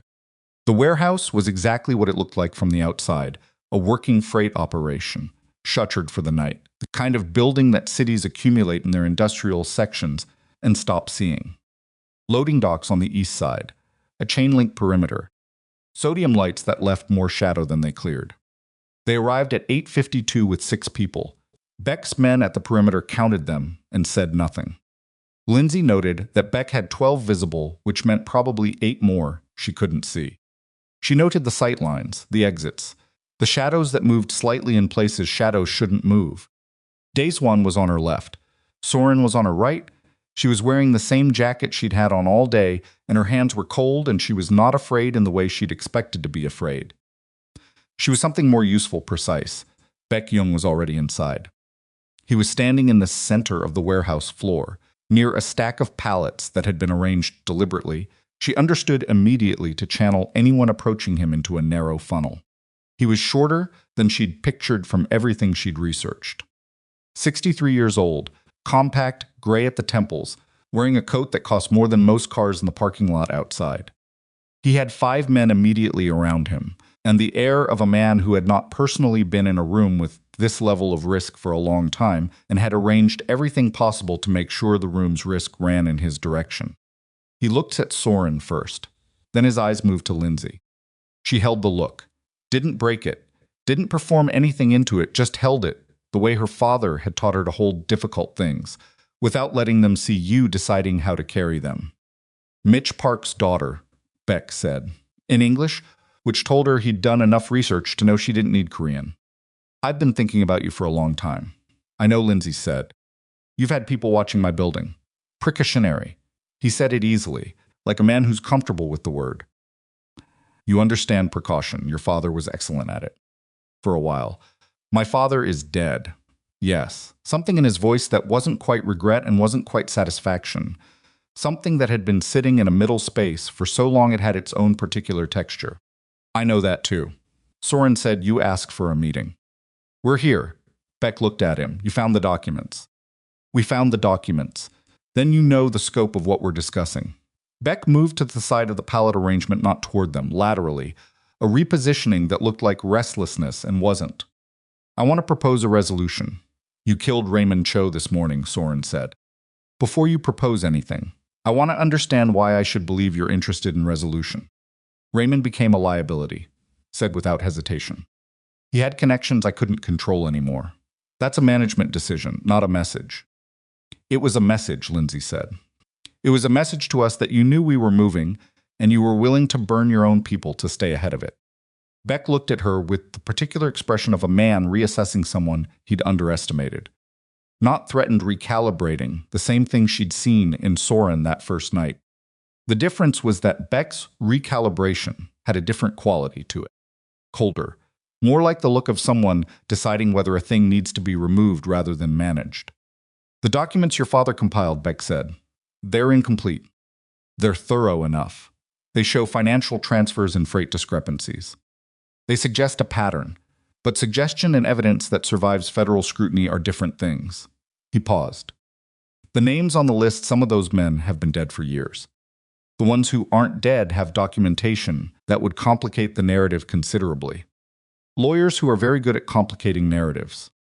You're here to tell us the evidence isn't enough, Soren said. I'm here to tell you that the path you're considering is longer and more destructive than you've accounted for. Beck's voice was even, reasonable, the voice of a man accustomed to being the most patient person in the room. For both of you, Soren, your organization's name is on those freight manifests. Your father's signature is on 3 of the authorizations. Whatever happened, the Han name is in those documents. You take this to federal prosecutors, you don't control what they do with it. Soren said nothing, and you, Beck, looked at Lindsay. You're Mitch Park's daughter. You've been living under a false identity for 15 years. The documentation you've built, it's good, I'll give you that. But the moment you walk into a federal building with that drive, you become someone who existed in the Han organization's orbit. Who your father was, what he knew, what he was involved in before he decided to play hero. That becomes part of the record. He let it sit. I'm not threatening you. I'm telling you what happens to people who walk into rooms like that without understanding the full picture. The warehouse hummed. The sodium lights made everything look slightly unreal. Lindsay looked at Beck Young and thought about her father at 41 years old, dead on a Tuesday morning in Cincinnati, a warehouse job and a false name and a heart that had been carrying too much weight for too long. She thought about the women in the freight manifests. The names her father had encoded and recorded with the same precise handwriting he'd used for grocery lists. She thought about what Beck had just done, offered them a picture of the road that led forward, and made sure the picture was as dark as possible. It was elegant. It was the move of a man who had survived this long by being the one who defined what the options looked like before anyone else could. I have a question, she said. Beck waited. The women, she said. The ones your pipeline moved. Where are they now? Something shifted in Beck's face. A micro-adjustment, fast and controlled, but she caught it. That's not relevant to... It's the only relevant thing, she said. Everything else is leverage and positioning and documentation. The women are the reason my father built that file. They're the reason Jin Wahan is dead. They're the reason Raymond Cho is dead today. She kept her voice level. So I'd like to know where they are now. How many... What happened to them? Beck looked at her for a long moment. Then he said, the operation has been dormant for years. That's not what I asked. It's the answer I have. It's the answer you're offering, she said. Those are different things. Beck Young's expression finished its recalibration. The reasonableness fell away not dramatically, not in a way that anyone who didn't know what to look for would catch. But she'd been reading men who were dangerous since she was 12 years old, and she felt it the way you feel weather. He had decided something. Day one. Soren's voice was very quiet. Things moved fast. The 2 men closest to Beck moved first not toward Soren, toward Lindsay. She'd been expecting the middle of the funnel, not the edges, and she registered it a half-second later than she should have.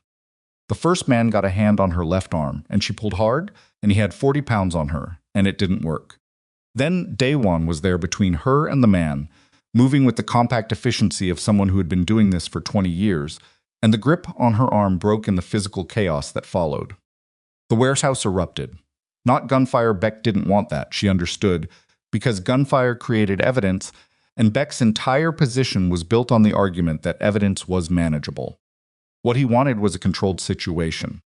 What he got was 6 people on one side and 17 on the other in an enclosed space where the pallets created channels and the sight lines broke down and the sodium lights threw everything into harsh yellow shadow. Soren had her arm, moving, toward the east loading dock, not the way they'd come in. She was running and he was running, and she could hear behind them the sounds of men in a confined space making contact with each other, with the particular rhythm of something that was organized and then broke. They hit the loading dock door and it was locked, and Soren hit it with his shoulder, and it gave partially and then a second time, and it opened onto the cold night air of the dock area. They ran. She lost a shoe on the concrete edge of the dock and kept going.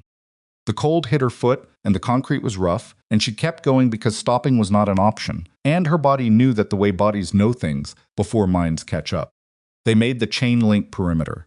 A car one of their own, she understood, positioned in advance, because Soren had not walked into that warehouse without accounting for this possibility, was 20 feet past the fence on the service road. She grabbed the fence, climbed. Her hands were cold, and the metal bit into them, and she was over and down on the other side in the gravel of the service road. Soren's landed beside her. They got to the car. The driver had it moving before the door closed. Lindsay sat in the back seat breathing. Hard, ragged breaths, the kind that come after the body has been doing something it doesn't usually do, and is now filing its objections. Her foot hurt. Her hands hurt. She became aware of a scrape along her left forearm that she didn't remember getting and wasn't bleeding badly enough to be an emergency. Soren was beside her. He was breathing too controlled, deliberate, the breathing of a man who has done this before and knows what the body needs. He had a cut above his right eyebrow that was tracking blood in a thin line toward his cheekbone, and he hadn't touched it. Day one, she said. He'll get out, Soren said. He always gets out. She looked at him. She looked at the cut on his face. She looked at his hands, which were scraped across the knuckles, and then she looked out the window at the industrial south side, moving past them in the dark. He was never going to negotiate, she said. No. He brought us there to assess what we had and decide whether he could contain it. Yes, and he decided he couldn't. Soren said nothing. That was its own answer. She turned back to the window. Her pulse was still elevated. She could feel it in her throat, in her temples. The city moved past, ordinary, oblivious. The women he mentioned, she said. Dormant for years. That means the network still exists. It's just not active, which means it can be activated, Soren said. Flat. Which means Beck doesn't see it as something he dismantled. He sees it as something he paused, waiting to see how this went. Yes. She pressed her cold hands together between her knees. She thought about the freight manifests, the encoded names. The specific, precise record her father had built with the kind of patience that had cost him everything he'd had. She thought about what Beck had said the Han name is in those documents, and what he'd left unsaid, said that Soren might have reason to want the documents buried as much as Beck did. That the logical move for a man protecting his own name might be to let this end quietly, split whatever Beck was willing to offer, and let the evidence Mitch Park had built rot in a federal attorney's waiting room while lawyers complicated the narrative. She looked at Soren. I need to ask you something, she said. He looked at her. The cut was still bleeding slowly. He still hadn't touched it. Your father's name is on those documents. Your organization's name. Whatever you build going forward, the legitimate businesses, the reputation you've spent the last decade constructing all of it, gets complicated the moment those files go formal. She held his gaze. Beck was right about that part. He was right that you don't control what prosecutors do with what they find. Soren didn't look away, so I need to know, she said. Not as an accusation. As the actual question, what are we doing? Because if there's any part of you that's calculating whether burying this is survivable, I need to know that now. Before tomorrow morning, before the meeting with the U.S. attorney. The silence in the car had weight. The driver kept his eyes on the road and his hands at 10 to 2 and was either very professionally deaf or had the wisdom to perform it. Soren looked at her. He had the expression of a man who has been asked the most direct question he's been asked in 15 years, and who understands that the answer he gives in the next 30 seconds will determine everything. He said, My father used my brother's death to keep me hunting a lie. He sat me down and made me swear on Jinwoo's name to find a man who didn't kill him, to keep me from finding the truth. He paused. If I bury those documents to protect the Han name, then what my father did to me, what he did to your father, to every woman in those manifests, to Jinwoo, it all just continues. Different shape. Same thing. He looked out the window. I have 3 properties I can liquidate this week, he said. The legitimate ones, the ones that are actually clean. That's enough to fund the transition out of everything else. It's not comfortable, it's survivable. A pause. The documents go to the U.S. attorney in the morning. All of them. Including the ones with my father's name on them. Lindsay looked at him for a long moment. Okay, she said. Her phone buzzed. Day one, a single message out. North side of building. Getting clear, she showed it to Soren. He closed his eyes for 2 seconds, and in those 2 seconds, she saw the relief move through him quickly and then get put away. His phone rang. He looked at the screen, frowned a specific frown, the kind that means the caller is unexpected rather than unwanted. He answered. He listened for 11 seconds. She watched his face change. When, he said. A pause. How many people does he have on it? Another pause. He looked at Lindsay. His expression was the one she'd seen in the laundromat, when Una had turned the laptop around the fracture, the rearranging, but this time moving faster. Moving toward something operational. Beck didn't go back to manage the situation, he said, the phone still at his ear. He went to Una's location. The cold hit her clean and fast. He has people there, Soren said. Right now. They're inside the building. Lindsay looked at him. She thought about the 3 encrypted locations. She thought about Una's 12 years of documented loyalty, sitting alone in an apartment in Wicker Park with a laptop and files that Beck Young had just decided he needed more than he needed anything else tonight. She said, Go. Soren was already talking to the driver. The car accelerated into the dark, and the ordinary city moved past the windows, and somewhere across town, a woman who had spent 12 years making herself invisible was alone in an apartment with the only complete copy of everything Mitch Park had. Died carrying, and the men coming through her door were not coming to negotiate. This is a work of complete fiction created for entertainment purposes only. All characters, organizations, events, and locations are entirely imaginary. The building in Wicker Park was a converted 3-flat on a street that still had its original elm trees, enormous and bare in November, their branches making a lattice against the orange-gray city sky. Soren's driver had the car there in 11 minutes. Lindsay counted them. She counted because counting was something to do with the part of her mind that wanted to run ahead of the car and through the door and up the stairs, and she couldn't afford that. She needed to arrive thinking, not reacting. There were 2 black SUVs on the street outside the building. No effort to hide them. Beck's people weren't performing subtlety anymore. Soren took the situation in through the car window for 4 seconds. Then he said 2 words to the driver, and the driver got on the phone. They pulled to the corner and stopped. How many does Una have up there? Lindsay said. 1, Soren said. Quan. He's good, but he's 1 person, and Beck sent 4. We don't wait. I know we don't wait. He was already getting out of the car. She was right behind him. Her foot where she'd lost the shoe was scraped and cold against the concrete, but she stopped noticing it after the first 3 steps, because the body does that, prioritizes, shunts sensation, narrows the field to what matters right now. They went in through the back. The building's rear entrance was a fire door on a ground floor landing, locked, and Soren had it open in under a minute with something from his jacket pocket that she didn't look at directly. The stairwell was concrete and institutional and smelled like old cooking and dryer exhaust from the units on the lower floors. 3rd floor. Una's apartment was 3B. They went up fast and quiet. Lindsay's hand was against the wall, not for balance, for information. She could feel the building, the vibration of it, the way you can feel a structure that's holding something tense inside it. At the 3rd floor landing, Soren stopped. Put his hand out palm flat, the universal signal for hold. He listened. She listened too, a voice, male. Korean, the flattened nasal soul dialect of Beck Young's organization. Coming from inside 3B, muffled through the door but audible. The voice was issuing instructions, not questions.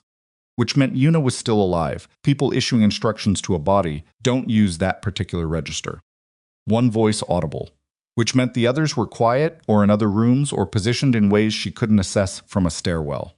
Soren looked at her. She looked at him. There was a version of this conversation that would take 5 minutes and cover everything that needed covering: positions, timing, contingency, signal. They did it in 4 seconds with their eyes because there wasn't time for anything else. He went through the door first. She was 1 step behind. The apartment opened directly into a living room. 2 men, immediately visible, 1 near the window, 1 standing 3 feet from Una, who was seated in a kitchen chair that had been pulled into the center of the room, her laptop open on her knees, her face composed with the particular composure of someone who has decided not to give anything away, regardless of what it costs her. The man nearest Yuna turned first. He had time to register Soren and begin to move, and then Daewon, who had come through the front door simultaneously, and Lindsay realized that had been the two words in the car. The coordination she hadn't fully tracked was already across the room.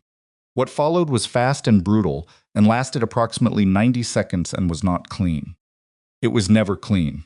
Anyone who told you it was clean was describing something that happened to someone else. Lindsay moved to Yuna, got between her and the room. Yuna grabbed her laptop with both hands and held it against her chest like a reflex, the specific physical instinct of someone whose priority was never herself. The third man came from the bedroom. He had something in his hand, and then he didn't because Soren was faster than the situation should have allowed, moving with the controlled economy of someone who had spent enough years doing this that the calculation was below conscious thought. The fourth man was the one she hadn't found. He came from the kitchen. She heard him before she saw him, a footstep on linoleum, slightly too much weight on the heel. She turned. He was already moving toward her with the specific purpose of someone whose instruction had been to go through whoever was between him and the laptop. She was not going to get out of the way in time. She didn't try. She drove her shoulder into him, instead not the way someone trained fights, but the way someone who grew up watching fights survives them, using her body's forward momentum as the only weapon she had. It was enough to change his angle, but not to stop him, and they both went into the edge of the kitchen counter, and she felt it across her ribs like something had been struck with a bat and lost her breath completely. He grabbed her arm. She was down on one knee, and he outweighed her by at least 70 pounds, and her entire left side was screaming. Soren's hand closed on the man's collar from behind and pulled, and the grip on her arm broke, and then Daewon was there, and the situation resolved in the way situations resolve when the arithmetic finally works out. The apartment went quiet. Lindsay was on one knee on the kitchen linoleum with both hands flat on the floor, breathing in the careful, deliberate way of someone whose ribs are telling them something they're not ready to hear yet. She breathed, she counted the breaths. She got to 4 before she trusted herself to stand. Soren crossed to her, crouched down to her level without touching her. "Wear ribs?" she said. "I'm fine, you're not fine." "I'm functional. That's enough right now." She put one hand on the counter edge and stood. The pain moved through her in a wave and then settled into something she could manage. Yuna. Yuna was on her feet. She had a mark on her cheekbone that was going to be significant by morning. Her laptop was still against her chest. Her hands around it were steady. "The files," Lindsay said. "Intact," Yuna said. Her voice was level. They didn't get to the laptop. They were trying to find the drive first. She looked at Soren. They knew about the distributed copies. They knew there were 3 locations. They were trying to get me to tell them where the other 2 were. "Did you?" Yuna looked at him with an expression that was too tired to be offended. "No." Soren looked around the apartment. The controlled aftermath of what had just happened was not something that could stay in this room for long. "We need to move," he said. "All of us, now." They moved. The U.S. Attorney's name was Christine Farrell. She met them at 6 in the morning in a conference room, in the federal building on Dearborn Street, not her office, a neutral room, the kind of room that said this is before it's official, in a language that people who operated near the law understood. She was 50, gray-haired, wearing the expression of someone who had been called at 3 in the morning with a summary of what was coming, and had spent the intervening hours deciding how she felt about it. She looked at the laptop. She looked at Yuna, who walked her through the documents with the same focused precision she'd shown in the laundromat. She looked at the handwritten list of names. She picked it up and read it slowly. She looked at Lindsay. "Your father compiled this," she said. "Yes. He worked inside the organization. He worked in accounting. He found the discrepancy, and he followed it." Lindsay held her gaze.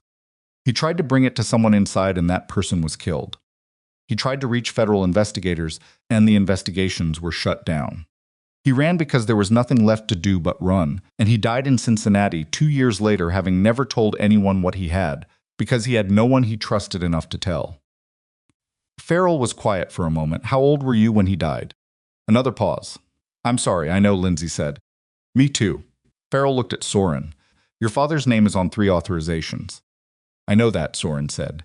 Your organization's freight network is documented as the operational infrastructure. I know that.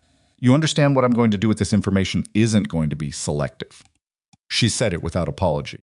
Factually, if this goes where it looks like it's going to go, the Han organization's history gets examined. The legitimate businesses you've built the paper trail of how they were funded, all of it, becomes part of the record. I know, Soren said, do it anyway. Farrell looked at him for a long moment. The kind of look that's not about trust, it's about assessment. Figuring out what kind of thing a person is, not from what they say, but from the specific way they say it. She nodded once, picked up her pen. I'm going to need everything. The drive, the documents, both copies. And I'm going to need both of you available. Will be available, Lindsay said. They left the federal building at 7:15 in the morning. The November sky was lightening in the east over the lake, not dramatically, the way mornings in movies light up, but in the flat, gradual way of a real November, like the day wasn't entirely committed to arriving yet. Lindsay stood on the sidewalks outside the building and felt the cold on her face and the ache in her ribs and the specific exhaustion of someone who has been running on adrenaline for approximately 17 hours and whose body is now presenting the bill. Soren stood beside her. He had a bandage over the cut on his eyebrow. Day one had dealt with it somewhere in the middle of the night, at the secondary location where they'd moved after the Wicker Park apartment. He looked like a man who had been awake for the same 17 hours and was managing it by not looking at it directly. It's going to be bad, she said. Not a question. Yes, he said. For you specifically. The businesses. Yes. He said it the same way both times flat even, without the quality of someone who hasn't accepted the thing he's saying. I've been thinking about that since the laundromat. Since Una turned the laptop around and I saw my father's signature. He paused. I spent 20 years building something on top of a foundation I didn't examine closely enough. You can't keep the building when the foundation is what it is. You start over. From what? From the 3 properties that are actually clean. From whatever's left after the legal process takes what it takes. He looked at the sky. It's enough. It's not comfortable, but it's enough. She looked at him sideways. You've done the math already. I've been doing it all night. She almost smiled. So have I. She turned back to the street. I've been doing it since the laundromat too. About what comes after. And I don't know yet, she said honestly. I've been Lindsay Carlson for 10 years. Before that, I was Jisoo Park for 6 years, and then 2 years of nothing in particular, just a 14-year-old in Cincinnati trying to figure out who she was after her father died. She paused. I've never actually answered that question. I just kept moving. Soren said nothing. He was listening in the way he'd listened across restaurant tables fully, without performing it. My father's name is going to be in a federal case, she said. Whatever he built, whatever he tried to do, it's going to be in a record somewhere. Associated with things he didn't do and also with things he did do, because he worked inside that organization for 11 years, and not all of that was heroism. She paused. That's going to be complicated to carry. He tried to stop it, Soren said. He worked inside it for 11 years before he tried to stop it, she said. Both things are true. People are allowed to be both things. She said it like she was reminding herself as much as telling him. That's something I've had to learn. Beck Young was arrested 17 days later. It was not a dramatic arrest, those rarely were. It happened on a Tuesday morning outside a restaurant in Hyde Park, where he had breakfast every week, a habit so established it had become both ritual and liability. 2 federal agents, warrants in hand, a car at the curb. Beck was wearing a gray coat and carrying a briefcase, and he looked, in the photographs that ran in the Tribune the following morning, like a man who had known this was coming and had made his peace with the posture of dignity as the last available option. Raymond Cho's death had become part of the case. The murder investigation ran parallel to the federal charges and fed into them in the way that legal processes feed into each other when there's enough documentation to draw the lines. 11 other arrests followed in the 3 weeks after Beck's. Names came from the list in her father's handwriting, not all of them. The dead ones remained dead. But the ones who were still walking around making decisions they shouldn't have been making stopped making them. The federal investigations that had been opened and quietly closed between 2006 and 2010 were reopened. The man who had shut them down, a former assistant U.S. attorney, whose name appeared in the supplemental files Mitch Park had encoded, resigned from his current position at a private law firm on the fourth day of the investigation and was arrested on the seventh. Lindsay followed all of it from a sublet in Logan Square that she'd taken after the Wicker Park apartment became unusable. She followed it the way you follow something that has your name attached to it carefully, with the specific attention of someone who knows the difference between what the news says happened and what actually happened. She testified in a preliminary proceeding in late November. She sat in a chair in a federal building and answered questions in the flat, precise way her father had taught her to answer questions, and she thought about him the entire time she was doing it. And it was the most connected to him she'd felt in 15 years. Christine Farrell had been straight with them about the Hahn organization's exposure, and she'd been straight about what happened afterward, too. The legal process was extended, complicated, and non-linear, and the name Hahn appeared in the record in ways that were not flattering. The legitimate businesses Soren had built were subjected to a financial review that lasted 4 months. 3 of them were cleared. One, the logistics company, the one that had used the freight network most directly, was not, and its dissolution became part of the settlement process. Soren liquidated what he could. He did it without drama and without apparent bitterness, which was either genuine equanimity or the most disciplined performance she'd seen from him, and she was no longer certain those were different things. He moved out of the Streeterville penthouse in December and into an apartment in Andersonville that was unremarkable in every way, except for the fact that it was completely his no history, no organizational weight, nothing accumulated from decisions he hadn't made with clear eyes. She went to see him once in January, 2 months after the federal building on Dearborn Street. She brought coffee from the place down his street because she'd passed it, and it smelled good, and some decisions are that simple. He opened the door in a sweater that had seen better days and looked at the coffee and then at her with an expression she was starting to be able to read the way she read weather, not perfectly, not always in advance, but with increasing accuracy. "You could have called," he said. "I could have," she agreed. He let her in. The apartment was sparse in the way of a person who'd recently gotten rid of a lot of things and hadn't yet figured out what should replace them. Books, the same books from the penthouse, she recognized some of the spines. A desk that was actually being used. A kitchen that looked like someone was cooking in it, which surprised her slightly. "You cook," she said. "I've always cooked." There was a kitchen in the penthouse. "You had a private chef in the penthouse." "I also cooked sometimes." He took the coffee. "Sit down." She sat at the kitchen table. He sat across from her. Outside the window, Andersonville in January was doing what Chicago in January does: a specific gray, a specific cold, the city pulling its collar up. "Una?" she said. "Consulting. She's working with a financial forensics firm downtown." They were aggressive about hiring her once the case broke. Something moved in his expression that was almost pride. "She's good at what she does." "She is," Lindsay said. "Dolwan, still with me." A pause. "There's less for him to do now, which I think suits him more than he expected." She nodded, held the coffee cup with both hands. "I've been in touch with a victims advocacy organization," she said. "They're working with federal prosecutors on locating the women from the freight manifests. The documentation my father kept the encoded names, some of them led somewhere. Not all of them. Enough." Soren was very still. "Some of those women are alive," she said. "Some of them built lives afterward and don't want to be found, which is their right, and the organization respects that. Some of them want acknowledgement. They want the record to show what happened." She paused. "There's a fund being established. Restitution from the asset seizures. It's not enough. It's something. I want to contribute to it," Soren said. "The properties that cleared, I'm keeping 2 of them. The third I want to liquidate into that fund." She looked at him. "I know it doesn't fix it," he said. "I know that's not what it is." "No," she said, "but it's what's available. And what's available matters." He looked at her across the table. The kitchen was quiet.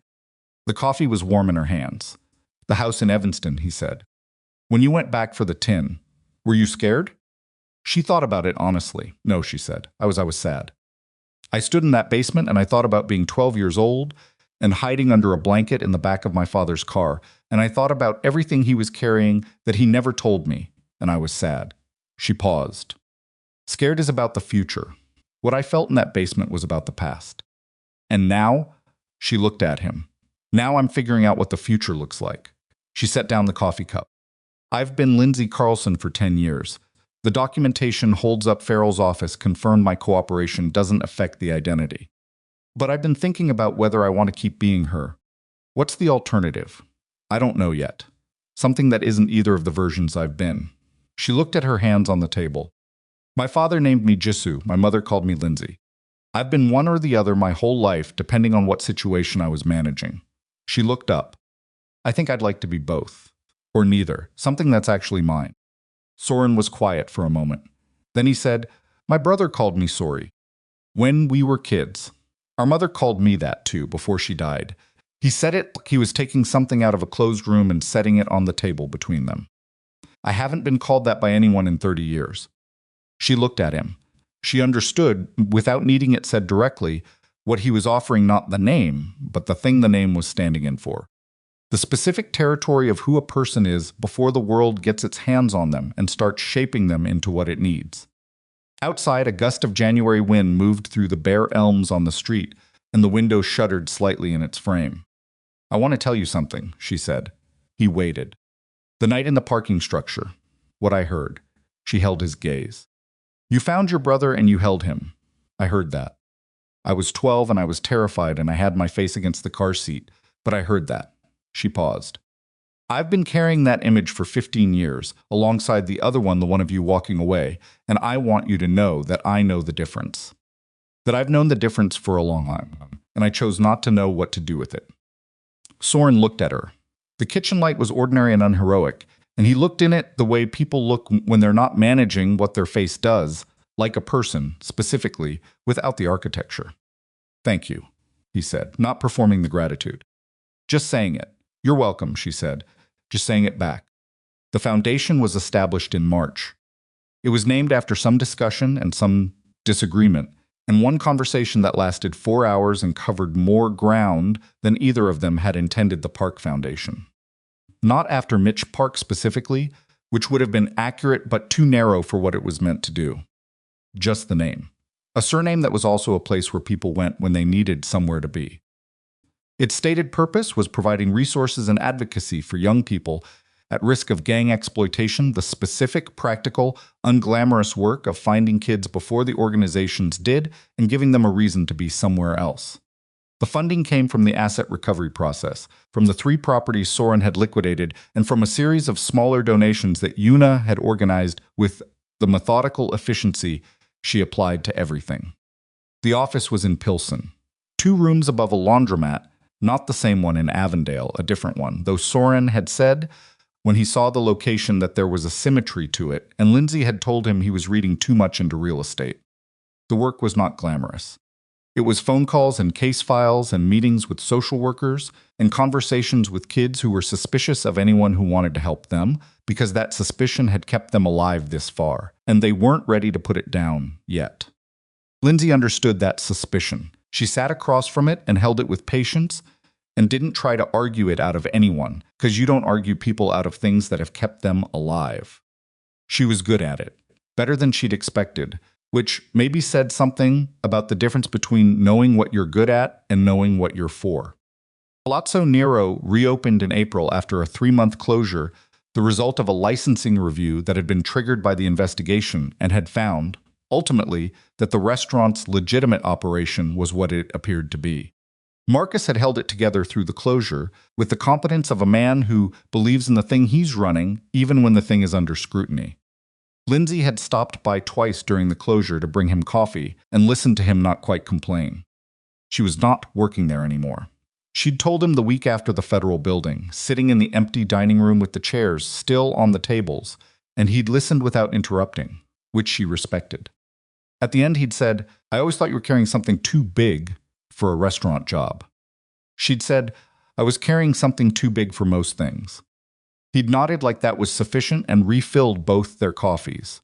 On a Thursday evening in late April, Soren took her to dinner there. His idea, her agreement, the kind of decision that is simultaneously practical and loaded with more significance than either party is willing to fully acknowledge out loud. They sat at table 1, not because it was available, and convenient Soren had reserved it specifically, and she'd known he would, and she hadn't said anything about it, because some things are better allowed to be what they are. The restaurant was full. The The new sommelier was tentative in a way that would improve with time. The menu had been updated, new chef, slightly different direction. The low lighting was exactly as it had been. The dark walls, the bar from somewhere in Italy that nobody could name. Lindsay sat across from Soren Han at the table where an impossible story had started 7 months ago with a glass of Macallan 18 and 3 words in Busan Korean. And she thought about all the ways she'd told herself she was doing the careful, calculated thing when she was actually doing something else entirely. "You're thinking very loudly," Soren said. "I'm allowed." "You are." He looked at the table. At her. His hand moved across the tablecloth, slow, deliberate, the movement of someone who has decided to stop calculating about it. He turned his palm up. She looked at his hand. The knuckles still bore the faint remnant of the scrapes from the warehouse in November. Faded to almost nothing but there if you knew to look. She put her hand in his. "I've been trying to figure out," he said, "whether what happened between us is something that happened to us or something we chose." "It's both," she said. "Most things are." "Yeah." He looked at their hands on the white tablecloth. "My brother would have liked you. He liked people who didn't flinch." "What was he like?" "Louder than me. Funnier." He had a laugh that he stopped. Let the pause do what it needed to do. He would have been 56 this year. His son is 18. I've been trying to figure out how to be the uncle I should have been. It's an ongoing project." "Most things are," she said again. He looked at her. The almost smile, the one she'd seen for the first time at this same table, complicated and more real than anything else on his face. He reached into his jacket pocket, set something on the table between them. A ring not presented in a box, not set up dramatically, just set on the white tablecloth like an object that needed to be looked at. Simple, white gold. The kind of thing chosen by someone who had thought carefully about what the person across from them actually was, not what the occasion called for. "I'm not asking because it's the next logical step," he said. "I'm not asking because of anything we've been through or anything that happened or any sense of obligation." He held her gaze. "I'm asking because I wake up in the morning and the first thing I want to do is know how your day is going to go. Because you answer me like I should be answering for myself, and I need more of that in my life, not less." He paused. "Because my brother had 3 years with his son before he died, and I watched Jinwoo's kid grow up without a father, and I know what it costs to assume there's always more time." Lindsay looked at the ring on the tablecloth. She thought about a 12-year-old girl hiding under a blanket in the back of a car. She thought about Cincinnati and a warehouse job and a heart that had carried too much for too long. She thought about 11 months of careful invisibility, broken in 30 seconds by pride and Busan Korean, and a man who didn't look at her the way she was used to being not looked at. She thought about what her father had written, "I love you more than you know how to measure." She thought, "I think I'm learning." She picked up the ring, turned it once between her fingers, set it back down. "Yes," she said. Soren looked at her across table 1, in the low light of a restaurant that had been the beginning of all of it, and the almost smile became something that didn't need qualifying. They married in September, not in a church, not in a venue that made statements about scale or wealth. In a park, an actual park, the kind with old trees and benches, and the ordinary machinery of a Zogs and joggers, and the city doing its indifferent city things in the background. 30 people. The ones who had come through the year with them, and the ones they were working to help, and day one, who wore a suit that was slightly too formal and stood with the specific solemnity of a man who has decided this is the one occasion that warrants it. Yuna read something, not a text, not a poem, a short paragraph she'd written herself about the difference between loyalty built on fear and loyalty built on choice, and how you could live inside one for years before you understood what the other felt like. The rings were plain. The ceremony was short. The vows were in English and in Korean, not all of them, the parts that needed to be in both. Afterward, there was food and the ordinary pleasant noise of people who have survived something together sitting down to eat. And the late September light did what September light does in Chicago, golden and specific, and already carrying the knowledge that it won't last much longer. Lindsay sat beside her husband that word, still new enough to require a moment to settle into, and watched the people around them and thought about cycles. About the specific way damage travels through time, person to person, generation to generation, the way it looks like destiny when it's actually just physics. A thing in motion stays in motion until something interrupts it. Her father had tried to interrupt it. It had cost him everything he had. She thought it still cost something. just not everything. She looked at Soren. He was talking to Daewon about something that was making Daewon almost smile, which was a rare enough event that she took a moment to simply observe it. He felt her looking and turned. Something passed between them that didn't need language, the specific frequency of two people who have learned to read each other, past the point where reading requires effort. She thought about 3 words in Busan Korean at a restaurant table. She thought about all the things a person says before they know what they're really saying. The September light moved across the park. The city went about its life. The trees held their leaves for now, knowing that November was coming, doing what trees do, staying, putting down roots, making themselves at home in the particular ground they'd been given. It wasn't a clean ending. It wasn't a complete one. There were still court proceedings, still case files, still phone calls, and caseworkers, and kids who looked at her across a desk with their suspicion held in front of them like a shield. There were still nights when she woke up at 3 in the morning with the smell of a parking structure in Evanston and a sound she'd spent 15 years trying to unhear. But she'd stopped running from it. And there was a difference between carrying something and being buried by it, and she was beginning slowly, imperfectly, in the way of all real things to know which one she was doing. Her father had carried it alone. She didn't have to. The party went until dark and the lights came on, and the city did what it always did, kept moving, kept breathing, indifferent and enormous and full of people navigating their own inherited damage, their own interrupted cycles, their own slow and costly work of becoming something other than what they were handed. 2 of them, tonight, had chosen to be something other. It was enough. It was, in fact, everything.